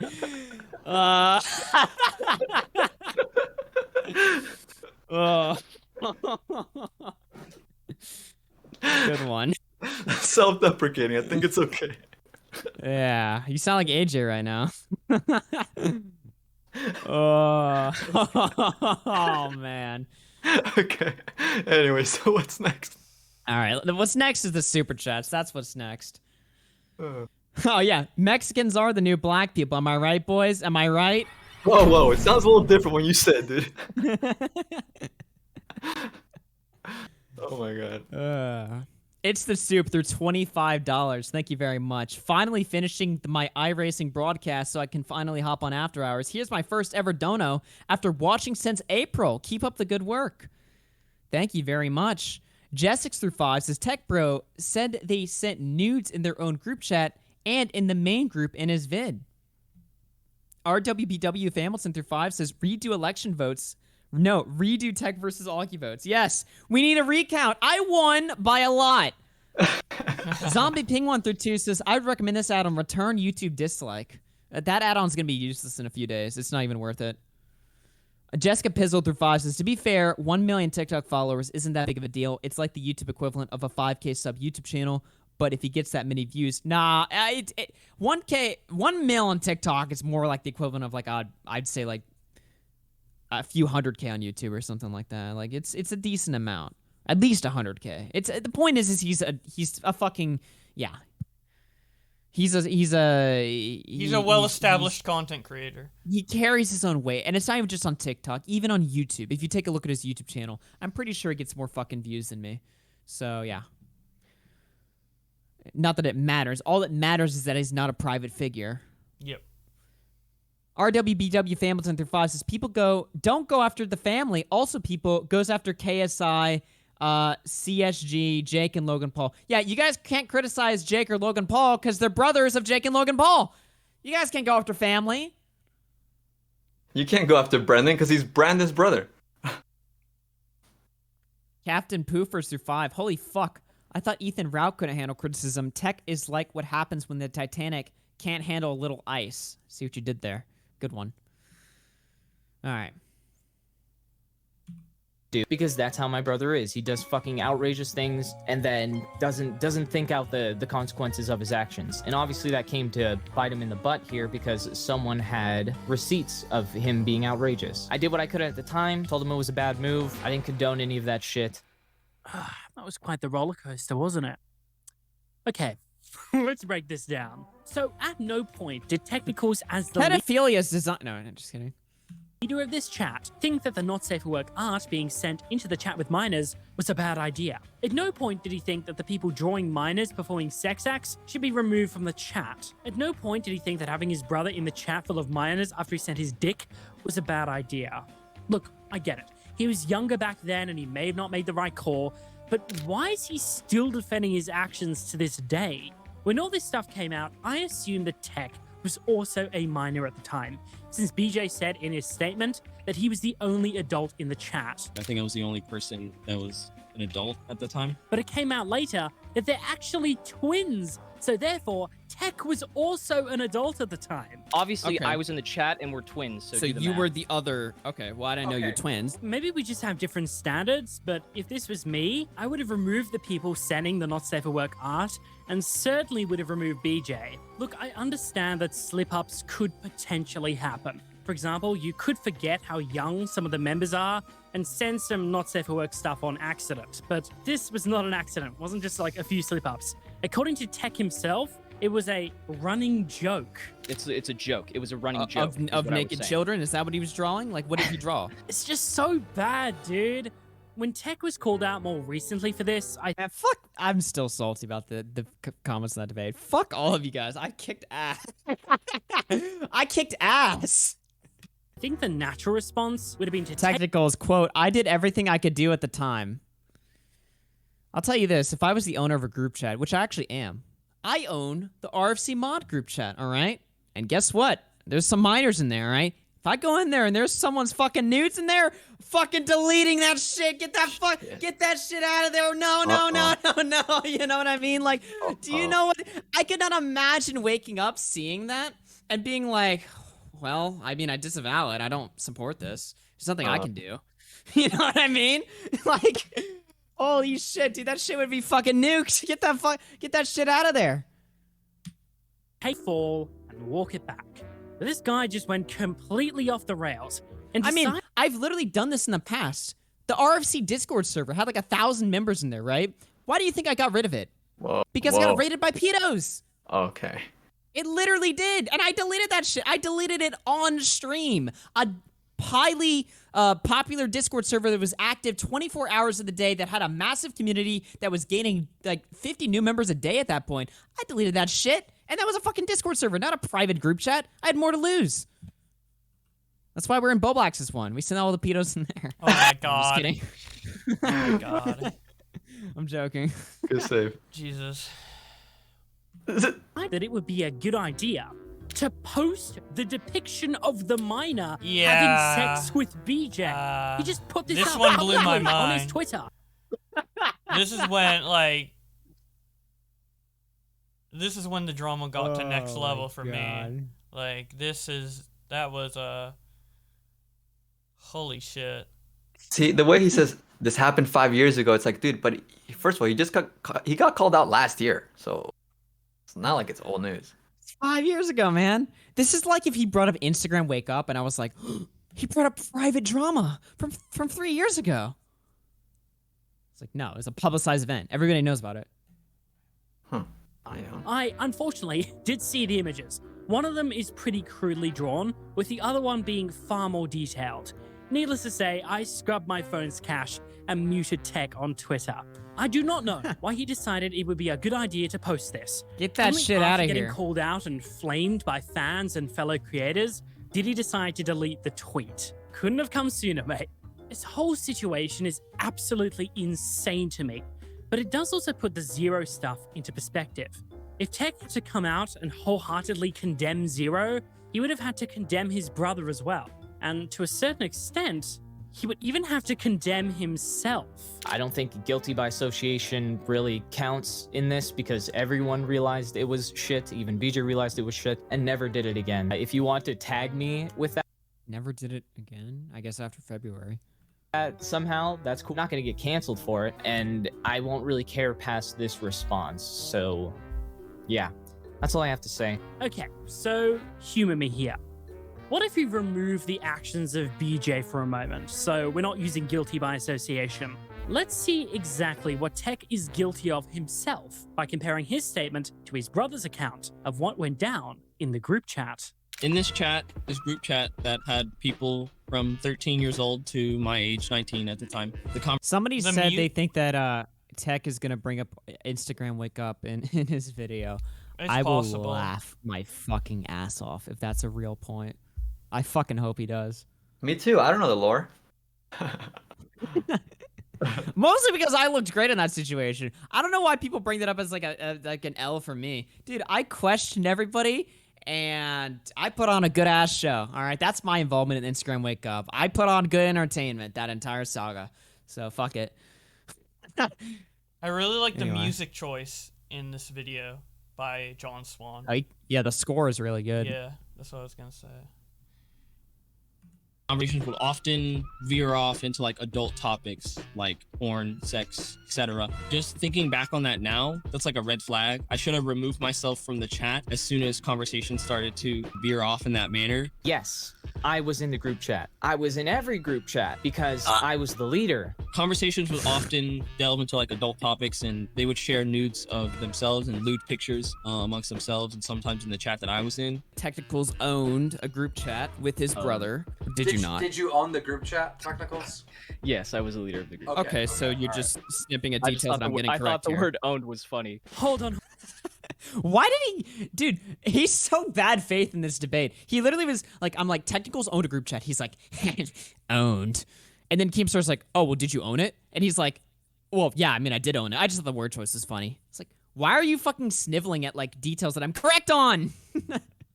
Hold on. So you're telling me that Technicals at the age of 19 was the leader of a group chat where minors were sending nudes and lewd images of themselves, and he did absolutely nothing to stop them? His brother seemed to notice that sexual stuff was talked about very often. So Tech, as the leader, had to have been aware of this as well, right? And yet, he doesn't address this anywhere in his response at all. I'm not trying to imply anything here, but this is incredibly strange. I could not imagine a situation where I or anyone I know would ever let this happen. Back then, on Messenger, you couldn't delete messages, so the image was just stuck there. So you're saying the nude and lewd images of the minors were cached on your device as well? Nice. This just keeps getting worse and worse. Why would you ever let your brother post this video? It's so incriminating.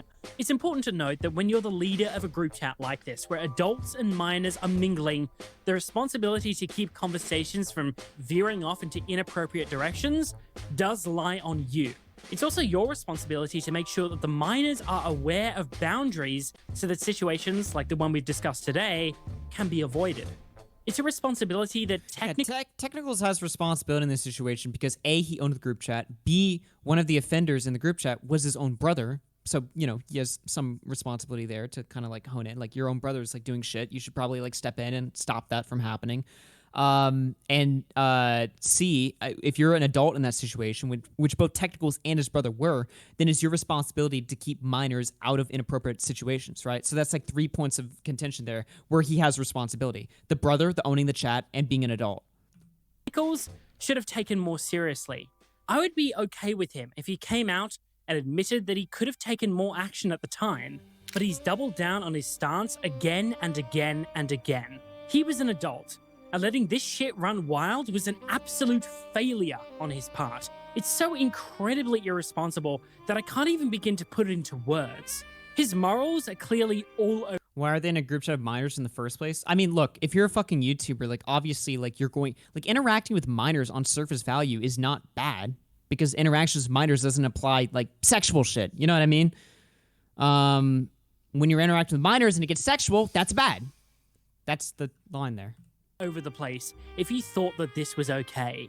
And just to remind you, this is the guy we're getting behind to tell us who should and who should not be let back into the community. Throughout Technical's time of creating investigations into Smash, I believe that he's done some genuinely great work.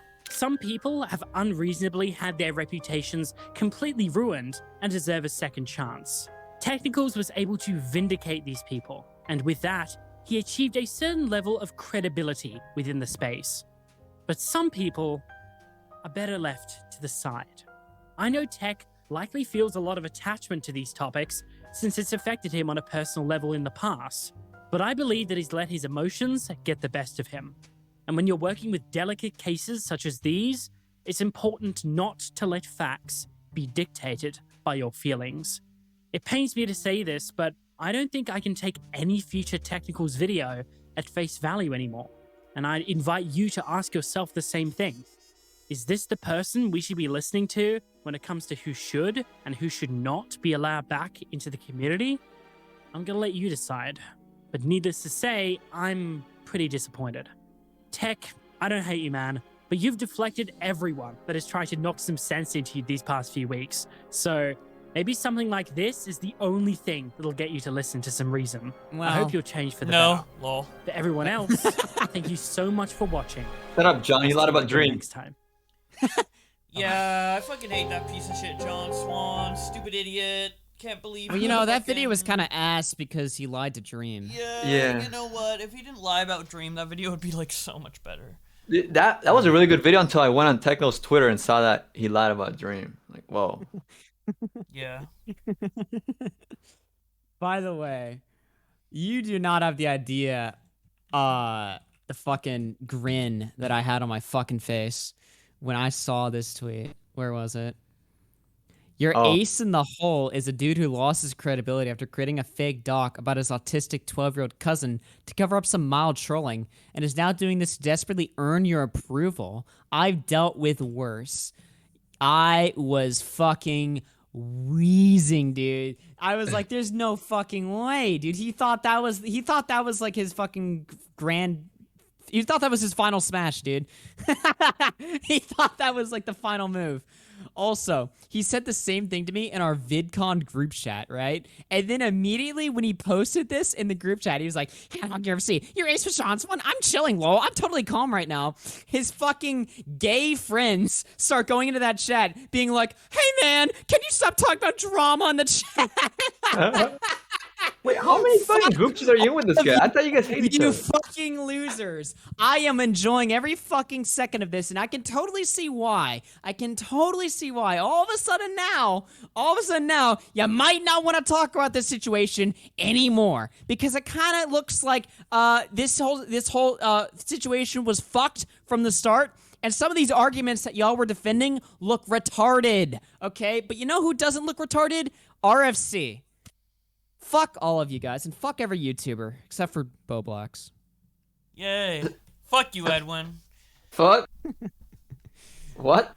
No, but I'm serious. I made a great joke tonight, guys. I'm going full anarchy. I'm going against every YouTuber. That guy that made was it Shang-Chi or something that shits on all the fucking skeptic YouTubers, fully in support of him. I'll support journalists. Burn fucking YouTube to the ground. Fuck it.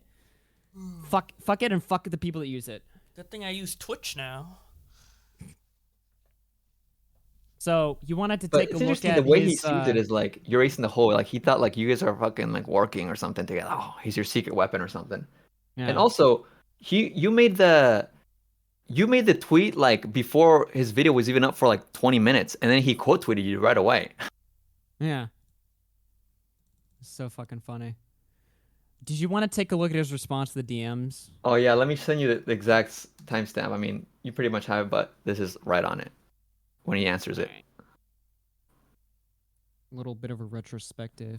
You know what's worth taking a look back? We did it on the Twitch stream this morning, so I'm not going to replay it, but watch my original interview with Technicals and go to this part where we talk about Zero. I have a little clip of it on my Red Fox Comms channel, but watch it for yourself. Oh, the first time? Yeah, the first time we talked about it. You can see the look of like confusion on my face where he's like, yeah, this happened, but he was sad. And I'm like, well, we don't really care about if pedos get sad. Yeah, it's not typically how we roll here, but all right. Yeah. Anyway, let's hit this timestamp. So I just want to lead to Katie. Is the goal here? Actually, I'll let you respond. Then I'll pursue. Yeah. So obviously I'm talking about it because it's a narrative. Every video that talks about shit like this is a narrative, obviously. This just accidentally fucking leaked on stream, but this is just me talking to Zero because Katie does not exist on the internet. When she posted, it was anonymous. When she got in contact with Jisoo, she actually exchanged phone numbers. So Jisoo has her phone number, and every person I reached out to during that time frame either refused to talk to me or blocked me. So I could not get a statement from Katie. I couldn't confirm her identity or talk to her at all. So this was just another angle where it's like, well, if we do this, maybe Jisoo will slip up and give us what we need so we can actually, confirm the anonymous poster. Was the objective there to like remove the anonymity to the victim of?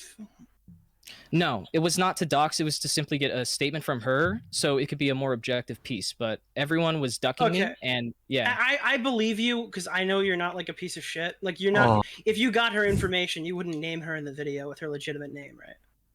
Mm-hmm. I mean, so if I was gonna go, if you take that screenshot and twist it as bad as you want to about me, why the fuck would I then go in and say that this is the most legitimate problem that people have with Zero and that I think it's wrong? You can pretty much pause, but Because I think you have to make.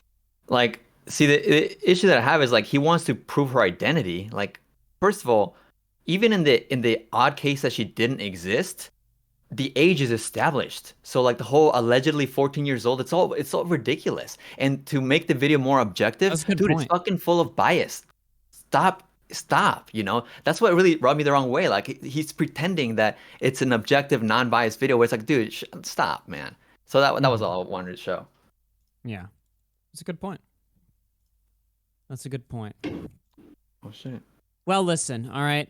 We're at the ass end of the podcast, but we're not done yet. There's a couple things I want to play. First of all, does anyone have the trailer for the new Sonic game? Hell yeah, that's what I'm talking about, dude. Let's finally get the show on the road. Fuck this fucking Oh, pre-show alright, with all alright. this fucking technical shit. Fucking put out Sonic right now, bitch. It's Grab the trailer. Grab the trailer look for it the up. Sonic game. I have one final thing about technicals, but it's fun. All right. No. This is a good one. You're gonna like this, Bowblax. I like Sonic more. Bowblax blue balls. You're gonna like this. All right.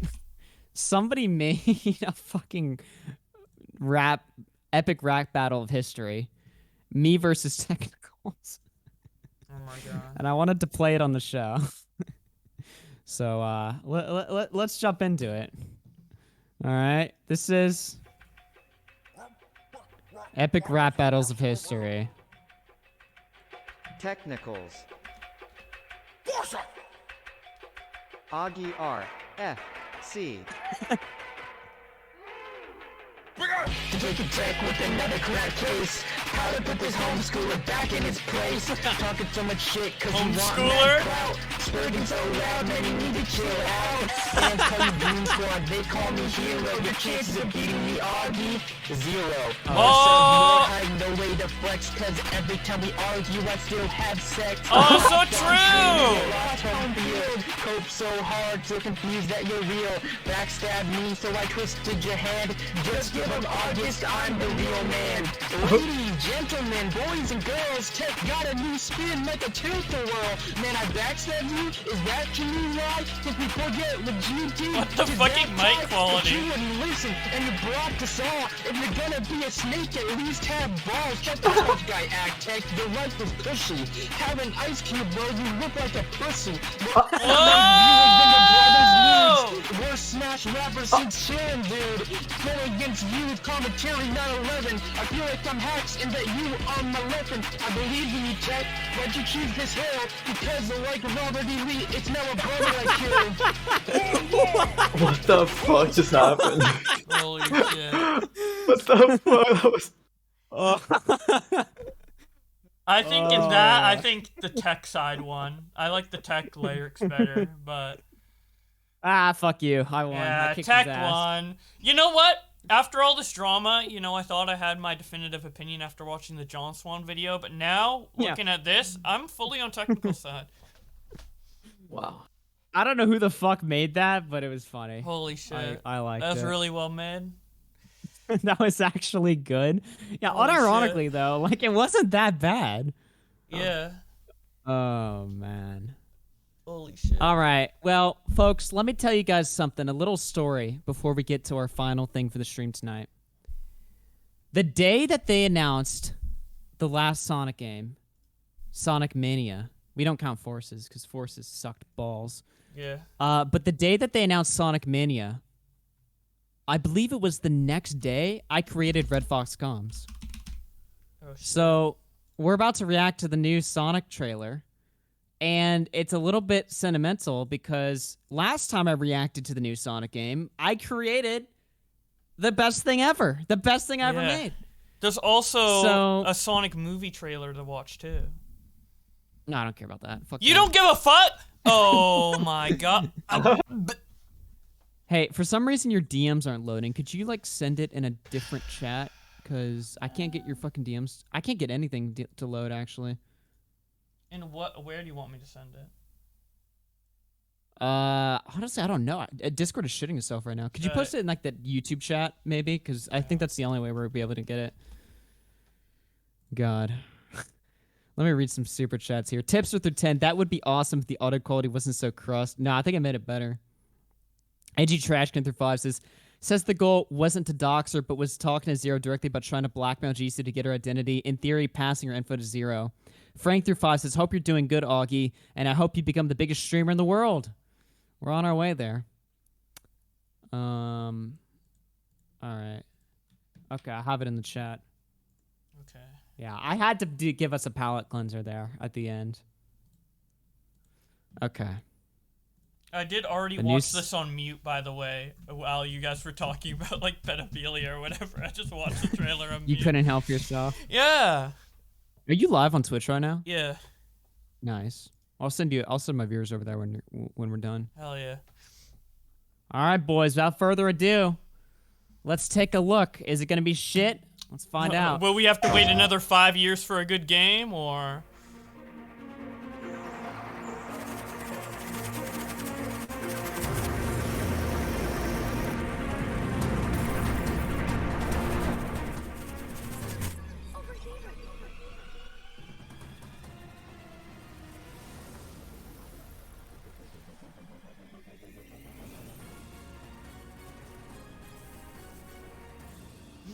Wait, it's Sonic 06. Oh my god, let's go!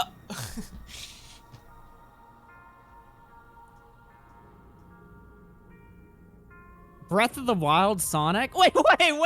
Hey, this is epic! Wait. Imagine running around that world. Imagine spin dashing down that hill, dude. Why does it look so realistic? What the fuck?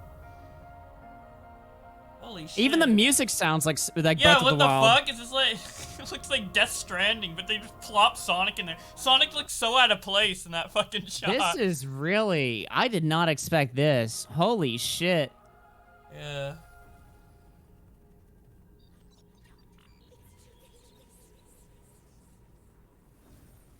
All right, if they fuck this game up, I'm gonna be so mad because this looks different. Holiday 2022. God, where will we be in a year? I don't know. Playing That this actually- game. I'm gonna be playing All the right. shit out of this. Give me the movie one. We'll throw that one on too. There's a little bit extra after the, Oh. yeah. But I'll send you the movie one as well. Yo, Peter Netter in chat. Sonic 07. Let's fucking go. It's a big robot. Oh no. Okay. Wow. I'll send you the movie one. I'm not gonna lie. They're setting the stakes high. It's not just another shitty boost game. Yeah. I'm so glad. I they're hope not there's doing like one of those. momentum to where like I can roll down Yeah. that grassy hill. You know? Mm-hmm. Yeah, shout out to Kinda- Peter kinda Netter. like, Love that guy's videos. I wanted to play like have you played Spider-Man on PS4?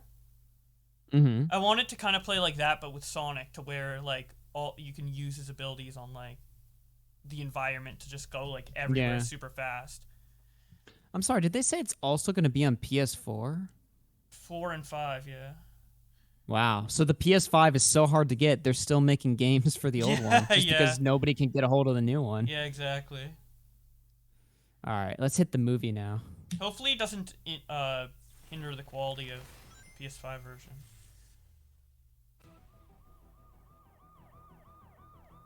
New SA just dropped. Good one. Dude, new SA!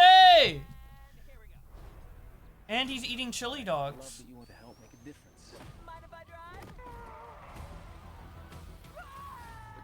I almost did that at VidCon, by the way. Except instead of an Asian woman, it was a school bus of Mexican children. What the hell? Damn. Whoa, is that an SA reference? The water going up? Trust me, there will come a moment when your powers will be needed. But you don't choose that moment. That moment chooses you. I just got goosebumps. Wait a second, did you steal that from Oprah?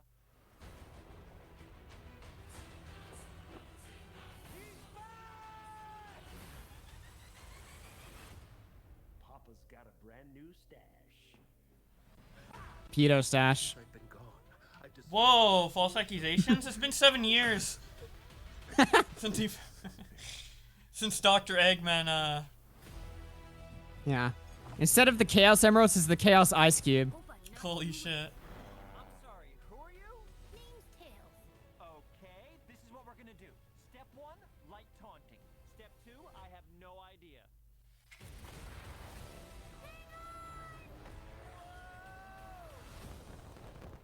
That wasn't too bad.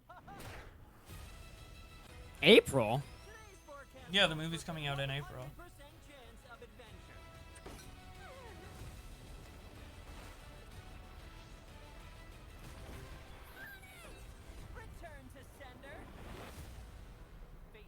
He killed Eggman. Eggman's dead. Yo. What the fuck? Dude, he's epic as shit, dude. He's like, Fuck you, Sonic, you piece of shit. Boom. Wait, why does his voice sound like that? Cause he's badass, dude. Where are my manners? Sonic, meet Knuckles. Tyrone? Dude, Knuckles is a Chad, man. Tyrone Knuckles? Oh my god. Dear God. Alright, well, April 8th, 2022. Hell yeah. I'll be there, Tyrone dude. Knuckles. Chad is such a fucking asshole. Holy shit. Knuckles is a pure Chad. Do you guys want to know something really funny about the last time I watched the Sonic movie trailer on After Hours? So, I own the copyright to the Sonic movie. The first entire trailer. movie. Yeah, I actually own the entire movie. And I'll prove it here. Let's see. Wait. No way. Did they finally relinquish my ownership of it? They did. Holy shit. Wait, I'm on my YouTube studio right now. So I used to be able, because I watched the Sonic movie trailer, I had the ability in my copyright studio to strike official uploads of the trailer that had like millions of views. I could have given it a strike, and every time somebody tried to watch the Sonic movie trailer, it would say, taken down by Augie RFC. But I guess they finally, after like 2 years, relinquished my rights to that. Yeah, wow. Talk about odd timing there. I guess, yeah, because the new trailer's out or something. But I kid you not, I'm telling you, up until like a month ago, I had the ability to do that because I checked recently and I still had it. Dude, I literally could have been the biggest flagger of all time. Yeah, dude. I could have flagged fucking. You could have been the mundane mad of the Sonic community. Literally, I could have like just shat on Sony and Dylan Warner Thomas Brothers would and have made a big video on you. IGN. They would have like bowed to me. Yeah. All right, Augie. There's one more trailer you need to watch. Come on. They would have completely bowed to me. All right, you posting something in the chat here? Yeah. All right. Let's take a look at this. I don't know what this is. Oh no. Are you fucking kidding me? I'm buying a VR headset. It's sus. I'm buying a VR headset. Fuck this. Dude, I'm streaming this. imagine playing Among Us in VR and like slapping someone's ass and then like saying they're the imposters and shit. Just fucking. Yeah, like just like fucking like teabagging someone or some shit. Oh my fucking The God, amount of dude. fucking visual comedy we could do with that. Jesus. This seems like motion sickness to me. Speak for yourself, dude. This is the fuck. This. I'm buying a VR headset. I don't even have the room. I don't even have the room for one, but I'm gonna do it. Yeah. Fuck it. Pretty sure the I'll figure out Oculus a way. Quest 2 is like a standalone one where you don't need a computer attached to it. So. Dude. Among Us VR, of course. Among Us. Hell yeah. Yeah. Holy shit. Well, that was a nice palate cleanser. I gotta be honest with you. Yeah. Felt nice. So we have another pedo allegation here. Recently, the What? PlayStation. No, I'm just kidding. Oh. Wow. This is a really cool reveal for the PlayStation VR, but unfortunately, the CEO. I thought this of was a Play- scripted joke, but you're going okay. No, we're not talking about that now. I might talk about that at some point. Not today. All right. Damn. Fuck that shit. I'm playing Thank you. Minecraft. That's what I'm doing. Edwin Bowblax, I want to thank y'all both for coming on the show tonight. Y'all did fantastic. Thank you for Wonderful. letting me vent. You know, it was just a little venting, guys. All right, don't worry. You know, it's not for real. It's not real me. What do you mean? This is the real you. You put the mask on whenever you go on your channel, but on here, we get the real Edwin.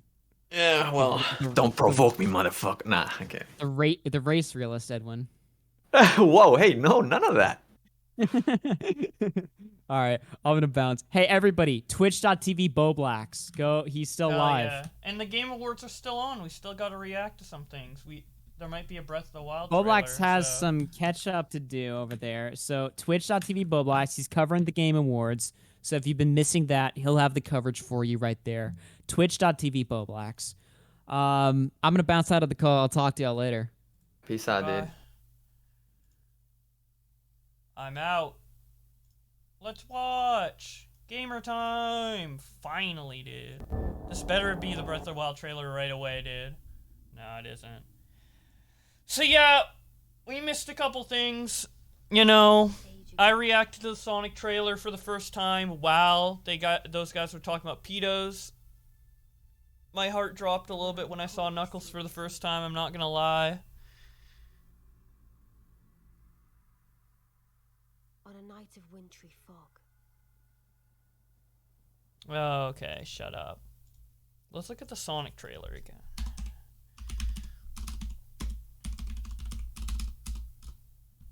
It's called Sonic Frontiers. The leaks were true, guys. Oh my god, the soy face? Wait, I want to see the soy face. One sec.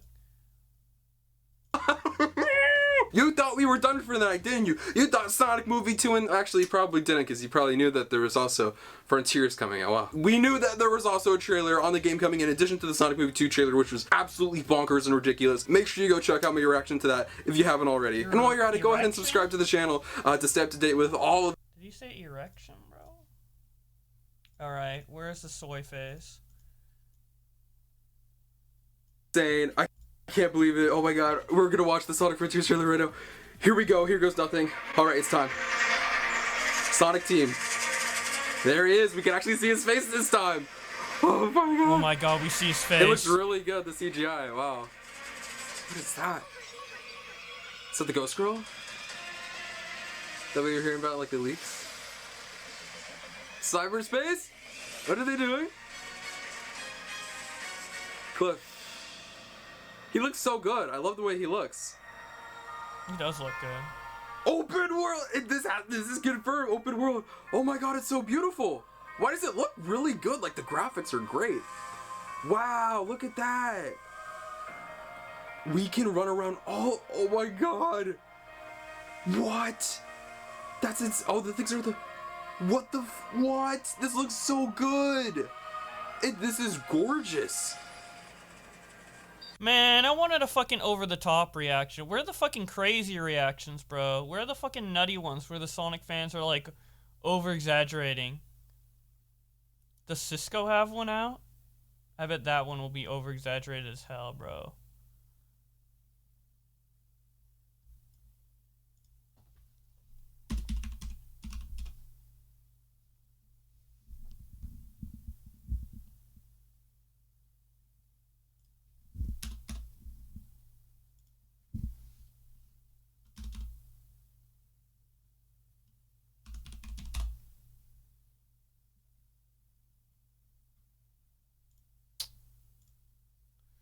Let's look at the actual trailer again. Wait.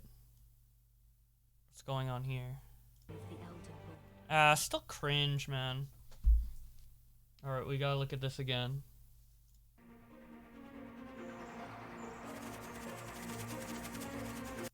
Skip the CGI. I wanna look at the gameplay, dude. This actually looks really good. Okay, the CGI looks good. We all know the CGI looks good, but I gotta look at the gameplay, dude. See, this could look better. I mean, it kind of looks like a game that was made like 5 years ago. I don't know. It could look better, but it's also coming out on PS4 as well, right? Oh, wait. No, that part looked really good, though. Wait, this part looks amazing. Is this gameplay? Is this part gameplay? Okay, this is gameplay. See, this doesn't look like the greatest in the world. I guess I've just been spoiled by, like, Death Stranding. Death Stranding looks so good. So that's kind of what I'm, like, comparing it to in my head. This is kind of like Breath of the Wild, I guess. It's like, there's, like, all these, like, ancient ruins or whatever. Like, look at these, like, zigzag... Like, this isn't just normal ruins. Like, these designs are, like, all zigzaggy. Like, there's some spiritual thing or tech thing going on.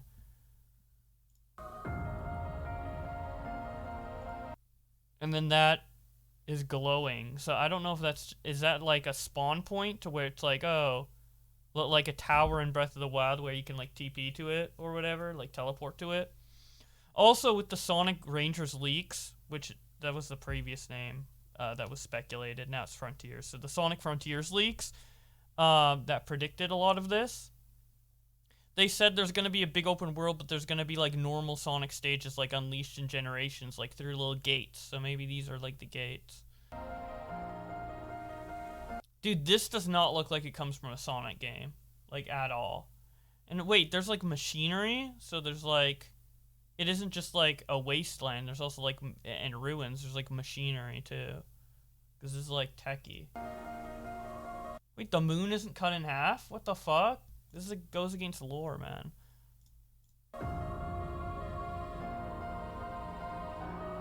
I hope the world's actually big, because like, if the world is just as big as Breath of the Wild, that'd be cool.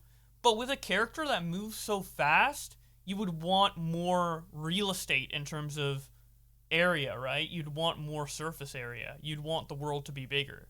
Like, I would expect a world in an open world Sonic game to be bigger than a world in an open world Zelda game where you move much slower.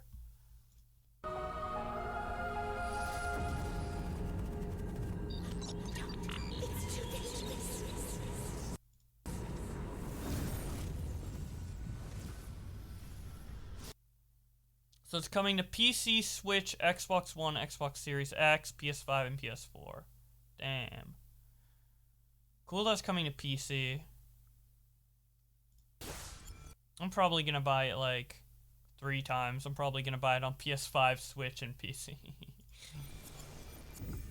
Frontiers.sonicthehedgehog.com. Let's see if there's any new info. Frontiers.sonicthehedgehog.com. Loading. Worlds will collide in Sonic's newest adventure. An experience like never before. Accelerate to new heights and experience the thrill of high-velocity open zone to freedom. Okay, I'm just like double-checking Game Awards every once in a while. Well, Bayonetta 3, they're talking about Switch now, so we might get Breath of the Wild too? That's what I'm waiting for. Anyways, Battle powerful enemies as you speed through the Starfall Islands. Landscapes brimming with dense forests. So I assume there'd be like a lot to do in the forest. Overflowing waterfalls. Sizzling deserts and more. Speed into new realms. And then, is this what it looks like in-game? Oh my god. This reminds me of like the boss fight for Chaos 4 in Sonic Adventure. Like in the Mystic Ruins. It would be so cool if they made like a Sonic Adventure remake like this. Since it is a big open world and it is foresty and like that's kind of similar to Mystic Ruins and Sonic Adventure, I wonder if in Sonic Frontiers there will be like a zone, like an area of the map that pays homage to that. I would love that if there was an area of the map that had the exact same design as the forest area from Mystic Ruins with like the pyramid tower and like Big's house, Big's little hut. If they like recreated that as like a portion of Sonic Frontiers, that would be great. Kind of like what they did in the Mushroom Kingdom in Mario Odyssey, where they recreated that little room from Mario 64 with the booze. I would really want them to do that. So we have like rings. I guess that kind of like guides you where to go. Or maybe it's like you can do a challenge through there. This looks like a building, so maybe you can do something in here that's like something you can activate. There's like a bunch of little towers, I guess. That's where you would like travel to, fast travel to. Damn, this looks pretty good, man. Alright, what do you want me to look at? Oh, that's cool. But it's not Sonic, so... Hi, everybody. Oh my god, who cares, dude? Give me Breath of the Wild.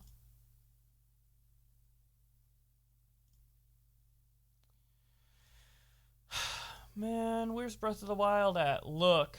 What do you mean? What's this? Oh, hell yeah. That's epic. Alright. Present Game of the Year. Every year at the Game Awards, we try to find games that push the Game medium of forward the in year. new and unexpected ways. This game comes from Embark Studios in Sweden. A How's new your team day of going? veteran Pretty good. developers. Their first game brings together thrilling multiplayer PvE action, a next-generation physical sandbox, and incredible visuals to create a truly dynamic player experience. Here's the reveal, complete with real gameplay.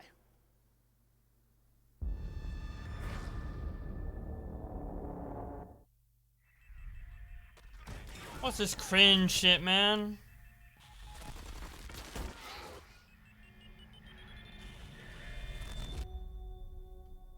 There is no way to hide. I don't care. Wait, what even is this? Queens. We give them different names, but Kinda looks they're all cool, the but I'll same. probably never play it. I don't even know what the Killing fuck this machines is. falling from It's the sky. flamingos. Flamingos. This Sorry, is too our distracted home. by Sonic. Sorry. Our I'm watching Sonic again.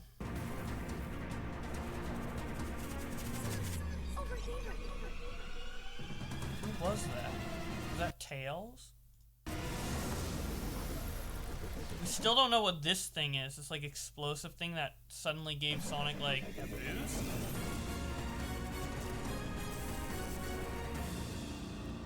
Do you get to boost if you like narrowly dodge an enemy or something? You missed Horizon Zero Dawn trailer? What do you mean? Horizon Zero Dawn's already out.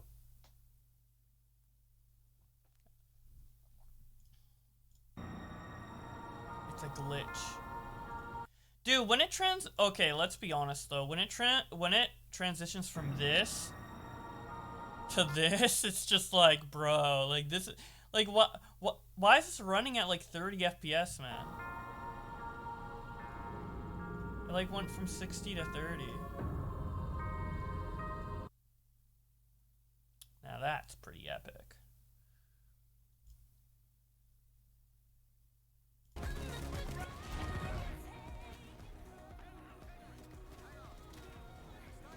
Alright. We're gonna have this in the corner while we play Pikmin, I think. Wait, how close is the Game Awards even to being done? This shit's been going on for so long. They will never It also mentioned Sonic having a ghost GF or whatever. Where?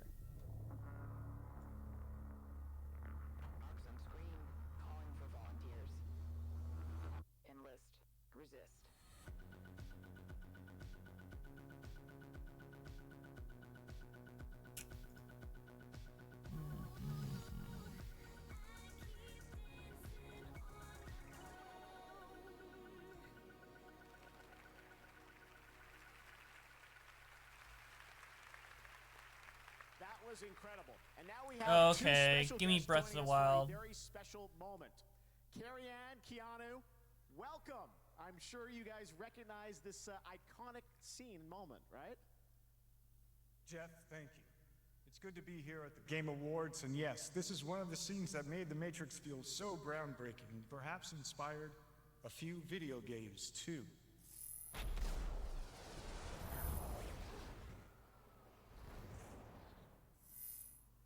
Impressive. Thanks. Can you still do that? Absolutely not.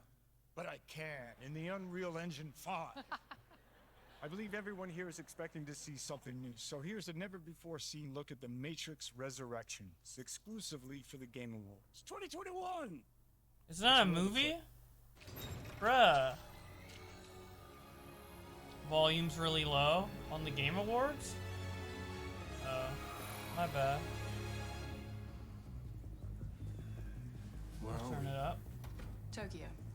A moving portal makes it harder to track us. Seek is the best of them. Portal's clean. Reading no shadows. I don't remember this. We don't have to run to phone booths anymore either. React to this instead. CopyZilla. 856,000 subscribers. This short guy doesn't. What the fuck? Would you ever play Among Us again? Yeah, I've been wanting to play Among Us. It's just that the boys don't want to. Set Dude, and is set. this Right. a cyberpunk movie? No. It's all about Wait. set and setting. After our first contact went so badly, we thought elements from your past might help ease you into the present. Nothing comforts anxiety like a little nostalgia. The Matrix Resurrections looks awesome, and we can't wait to watch it on December 22nd. But getting back to tonight's theme, which is the world of interactive entertainment, I have to say, Keanu, you've been in several great video games and immersive experiences. Did you ever think that one day a game could look as real as being in the Matrix? Absolutely. I mean, we are reaching the point at which the line between the physical and virtual worlds are blurring. What? And with interactive Shut up. storytelling reaching stunning levels of fidelity, Terminally online. to ask, Keanu Reeves is what is a terminally game? online. what is a movie? Over 20 years ago, The Matrix pushed the boundaries of filmmaking and visual effects. We couldn't have imagined where the state of the art would be today with photorealistic digital humans in virtual sets. To push the limits, once again, we decided to team up with Epic Games. And now we are Epic proud to bring you tonight's final world premiere at the Game Awards 2021!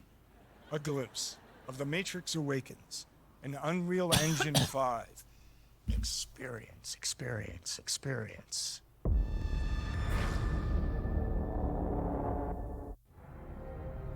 Nobody cares.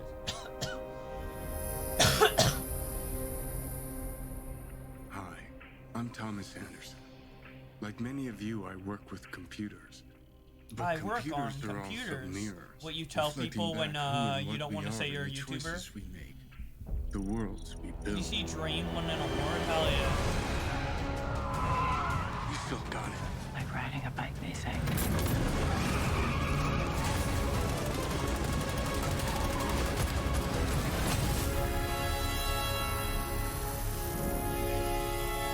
And here's a hot take. Here's a hot take. Oh yeah, it's playable. Everything you just saw is running in real time in Unreal Engine 5 on PlayStation 5 and Xbox Series X and S. It is... I don't care. This person says to Sonic Frontiers looks fucking terrible. Literally looks like a modder stuck the Forces model into Genshin Impact or something. Gorgeous environment and graphics, no doubt. but I've already seen this in like 10 other open world games. Yeah, the world looks the same. There's going to be grass in every world. There's going to be sky in every world. There's going to be mountains in every world, because that's what real life looks like. So unoriginal. But we haven't seen gameplay. We've seen the DNA, and that pretty much tells me the rest. Perhaps the gameplay will be alright, but given Sonic's most recent attempt to break away from Boost, Lost World turned out to be a mess, my hopes aren't that high. The issues with Lost World, with what we've already seen from Frontiers, circumvents most of the issues from Lost World, because the issue mainly with Lost World was the level design. It was too congested, it was too fucking stupid, and shit everywhere. Here, it's just like a plain fucking open world, dude. So, what the fuck, man? But the game is going to be written by Ian Flynn, who is a major Sonic fan. So he's going to make the story epic.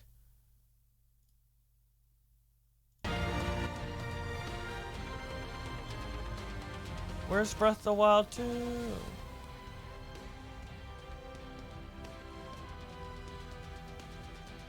Did Nintendo say they were going to be at the Game Awards?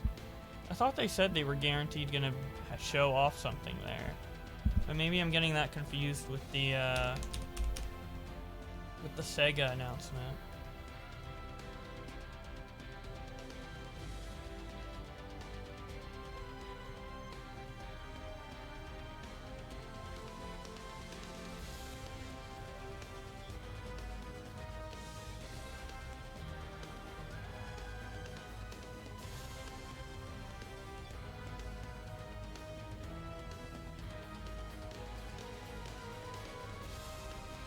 Yeah, maybe it was just Nintendo YouTubers hyping it up already.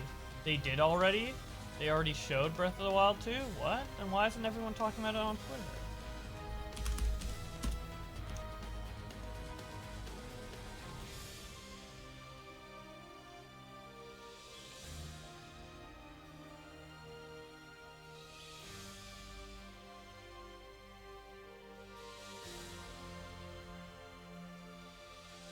Yeah, see? What the fuck?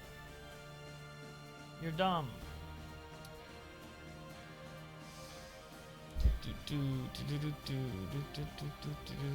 But they did reveal Monopoly Madness. Big new Switch game. Wait, why did they make this in-depth of a trailer for fucking Monopoly, bro? What? CGI Monopoly trailer? Why? What the fuck?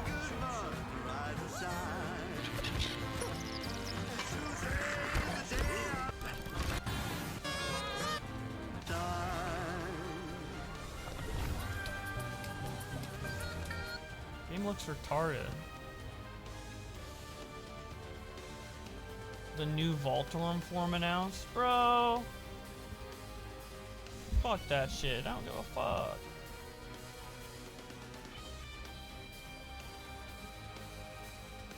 Where's Breath of the Wild? I need it right now.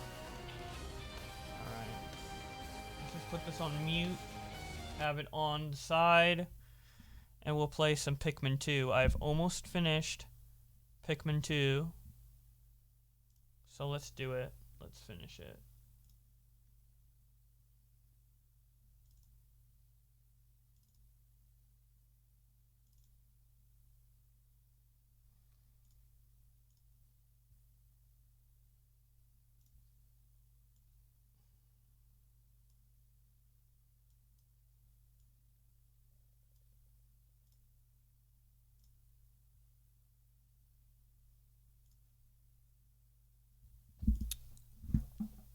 Alright, I'm going to be paying attention on the side to see if there's any Game Awards or Breath of the Wild 2 stuff, but I doubt there will be, because I guess Nintendo didn't say that they were gonna announce anything there. I thought they did, but maybe it was probably just a Nintendo YouTuber blowing smoke up my ass again.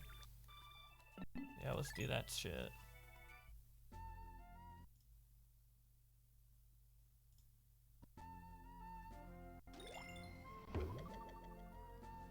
Yeah, I know it's almost over. They could end on it.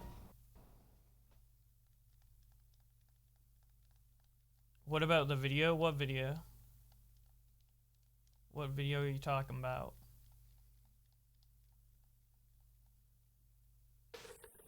Wait, did Metroid Dread win Game of the Year? Or, oh, It Takes Two won. This guy's so fucking happy, dude. This guy's fucking happy as shit. So unreal, this thing. I was up on that stage 2017 saying fuck the Oscar. And now,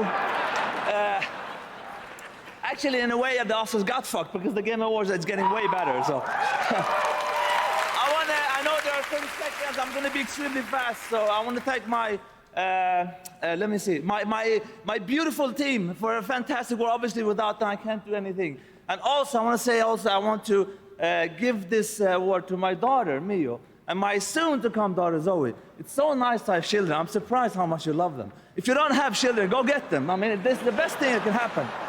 Thank you again. I'm really proud. I'm shaking. Look at me, man. This is like a big, big moment for me. And Neil, you're a big inspiration.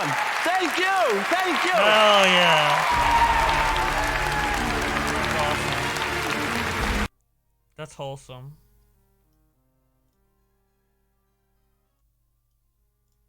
I'm glad someone got it who's actually, like, legitimately excited for it and not just, like, some fucking business exec who's like, yep, we made a video game. It's our job, and we won. We did a good job. You know? It really popped off there. Fuck Take-Two, they literally suck. I'm not talking about the company Take-Two, I'm talking about the game It Takes Two, man. The game It Takes Two. Oh, dude, the Game Awards are over. Dude, the Breath of the Wild fans are gonna be mauling, dude.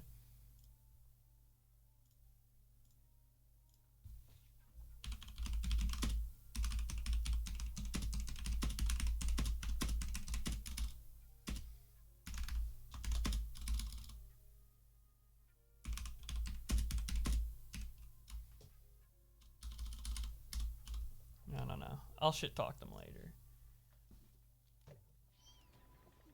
Stupid ass Nintendo YouTubers. Us Sonic fans stay winning! Thank you so much for the Prime, Nebula. The Game Awards aren't as fun, but I'm glad that the guy's happy about winning. Yeah, exactly. I mean, at the end of the day, that's all... That's who I want to win, like, Game of the Year. I mean, obviously the game that I think is best and deserves it, but also someone who will really appreciate the award, because they've, like, worked... Or it's particularly makes me happy when, like, that game is, like, their vision. Like, they've been thinking about making this game for, like, in their heads for, like, 10 years, 5 years. It's, like, their lifelong passion. Every day they wake up and think about this game either being made or working on the game if they are making it, and then having it, like, come to fruition and then also get an award is just really wholesome. Because I'm pretty sure It Takes Two was, like, a labor of love. Like, it was an idea that the creator wanted to do for a long time and then finally got the ability to after the success of what was it, the other game, the other, like, 2-player multiplayer adventure. I think it's like A Way Out or whatever. So really, really cool. Because you know if Metroid Dread won, it would just be Doug Bowser going up there being like, yup, we did it. And that wouldn't be as wholesome or fun to watch.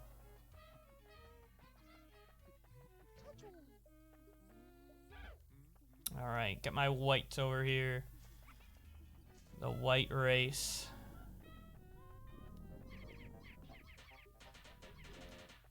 Slap that shit. Slap it like there's no tomorrow. I love, like, when you zoom in the little Pikmin animations. They're, like, going fucking ham, dude. They're humping the shit out of that. They are teabagging the fuck out of that rock. And... they finished. Pikmin Master Race, hell yeah. I love white Pikmin.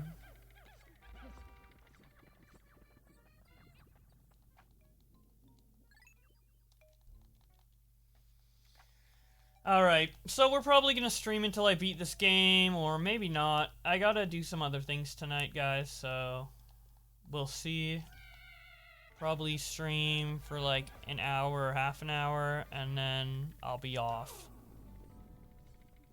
Off for the night. So how did you guys like the after hours? I mean, for me, it was kind of boring because I already watched the John Swan video on stream last night. I didn't know we were going to do an after hours reacting to it. If I did, I probably wouldn't have reacted to it on my stream. But I don't know, I already saw the video, so I'm just like, I'm just waiting for it to be over.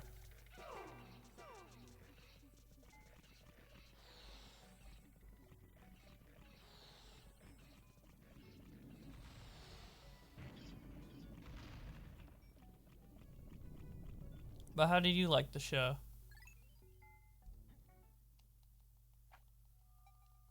Augie's mods ruined the experience of watching it in his stream, so I came here to watch it. Damn, what did Augie's mods do? Just ban a bunch of randos?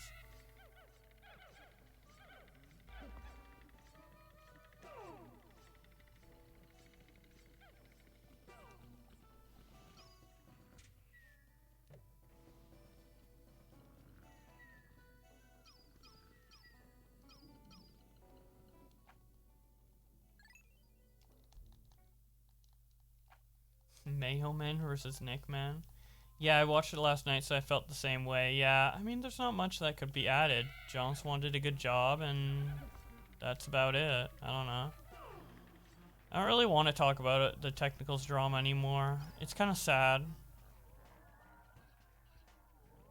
I mean, it's serious, but it covers heavy topics. I don't know. I'm a little over it at the moment. But that's just me.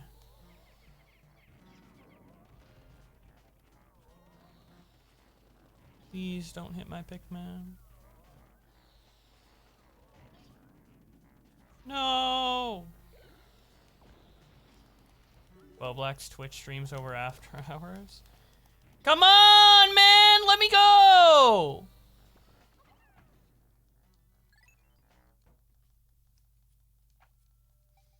Yeah, I don't know. I was just looking forward to the Sonic stuff. I wish I reacted to it live, because when I saw some of that Sonic 2 trailer shit, my heart dropped. I was like, oh my god, that's so awesome. And I wish I could have verbally reacted, but we were doing after hours. Fucking rip, man.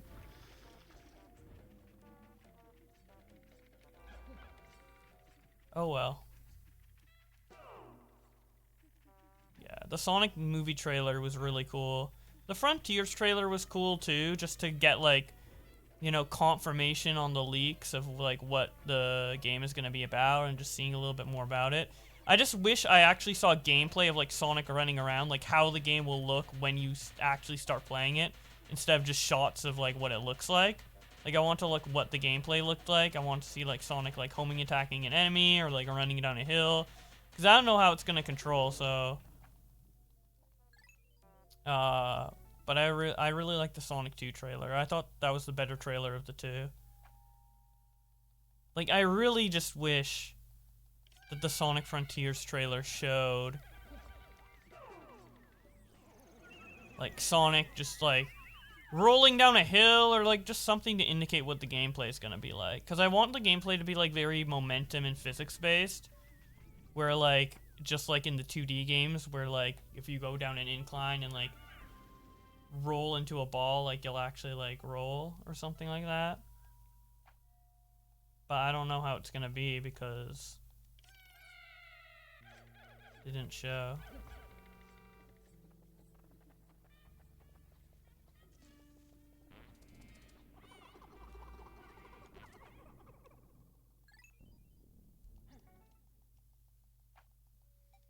Knuckles cuck Sonic, and the Knuckles reveal was so well done. And the reveal to show that he's working with Eggman. That was really cool as well.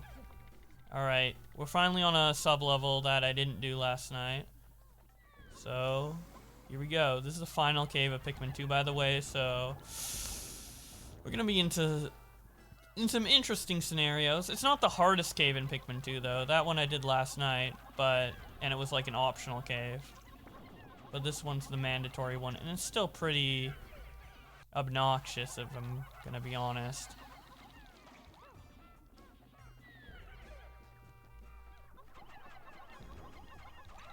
Oh, fuck. What the fuck? Why is he? What the fuck? Why is there like fucking? Why did America just fucking like launch the nukes? What the fuck, man?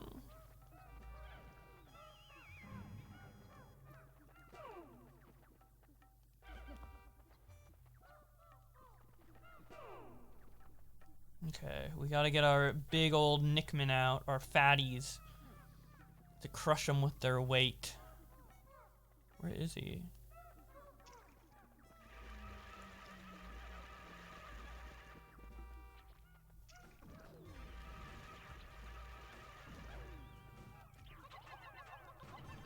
Die, motherfucker!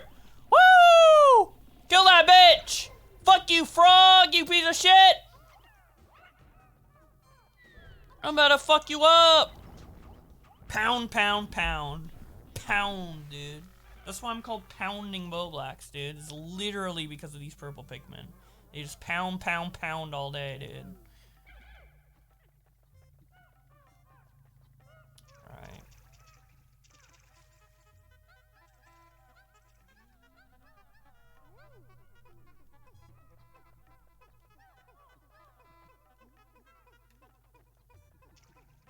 Ah, fuck. This pig might fuck me up, man.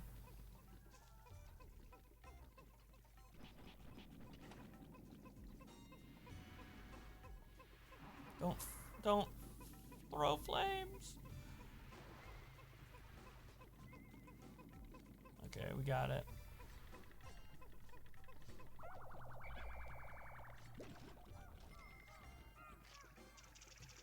So I'm gonna assume that the treasure's in this jellyfish, yeah.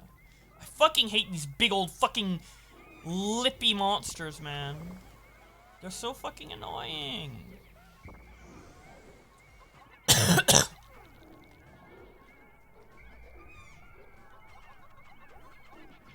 Is this a ROM hack? No, this is the official game. Ah, fuck. This is actually Pikmin 2. It's this ridiculous. We only have 2 blues left? Come on, man! How am I gonna kill this guy?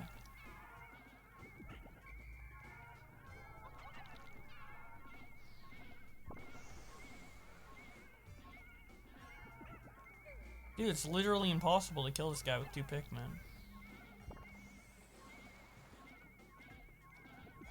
I'm gonna have to restart the floor. God, man. Fuck, man!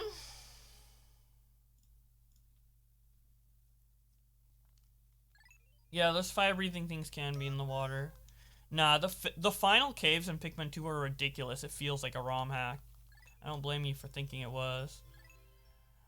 Now, the actual ROM hack, the, like, best one in my opinion for Pikmin 2, Pikmin 251, the final caves in that, holy fucking shit. A final boss, too. So difficult. Okay, so it's gonna be in this jellyfish. Give me these blues.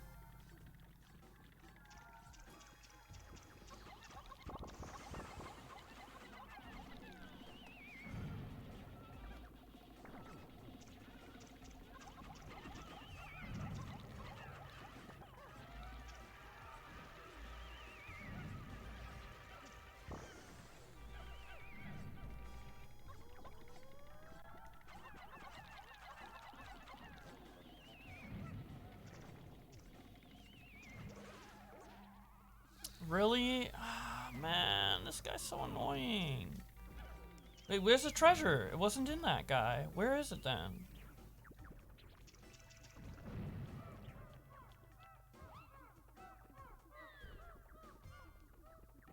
Are you going on the Chaos Cast? I don't know. Maybe. What the fuck is going on, man? Oh, it's this jelly. This game's so retarded, man.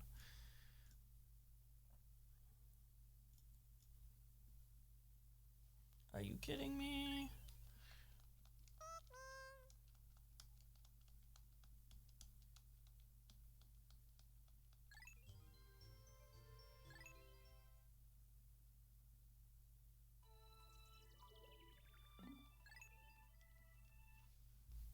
Okay, gotta change the title of the stream.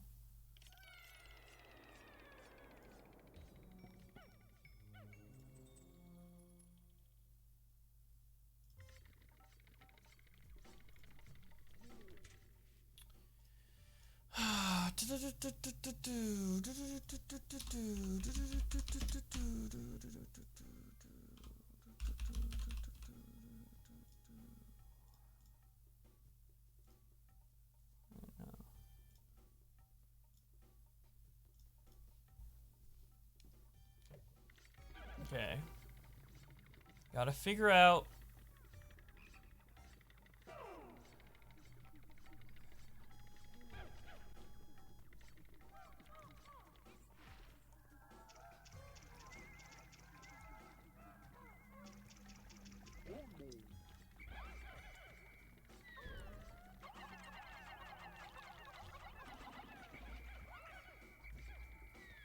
God.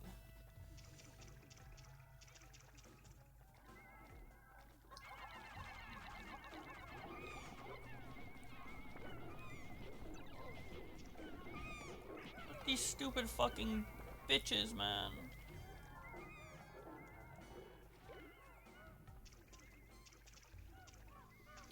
This is so frustrating.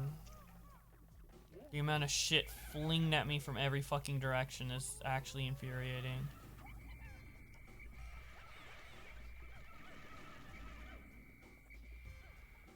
This shit's actually ridiculous.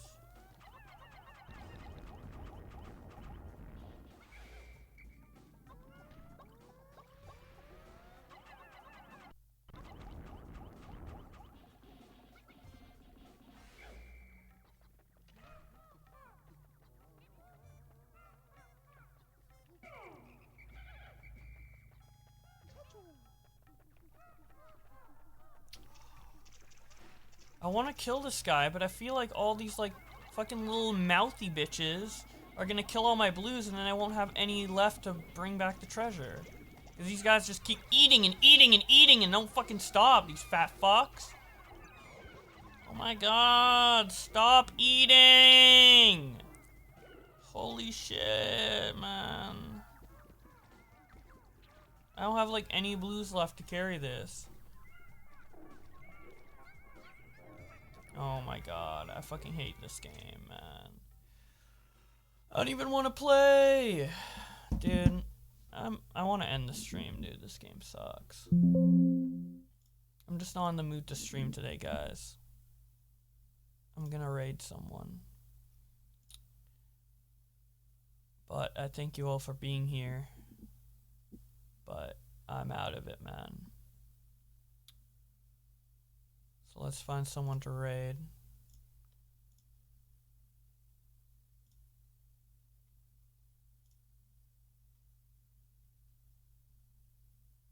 Okay.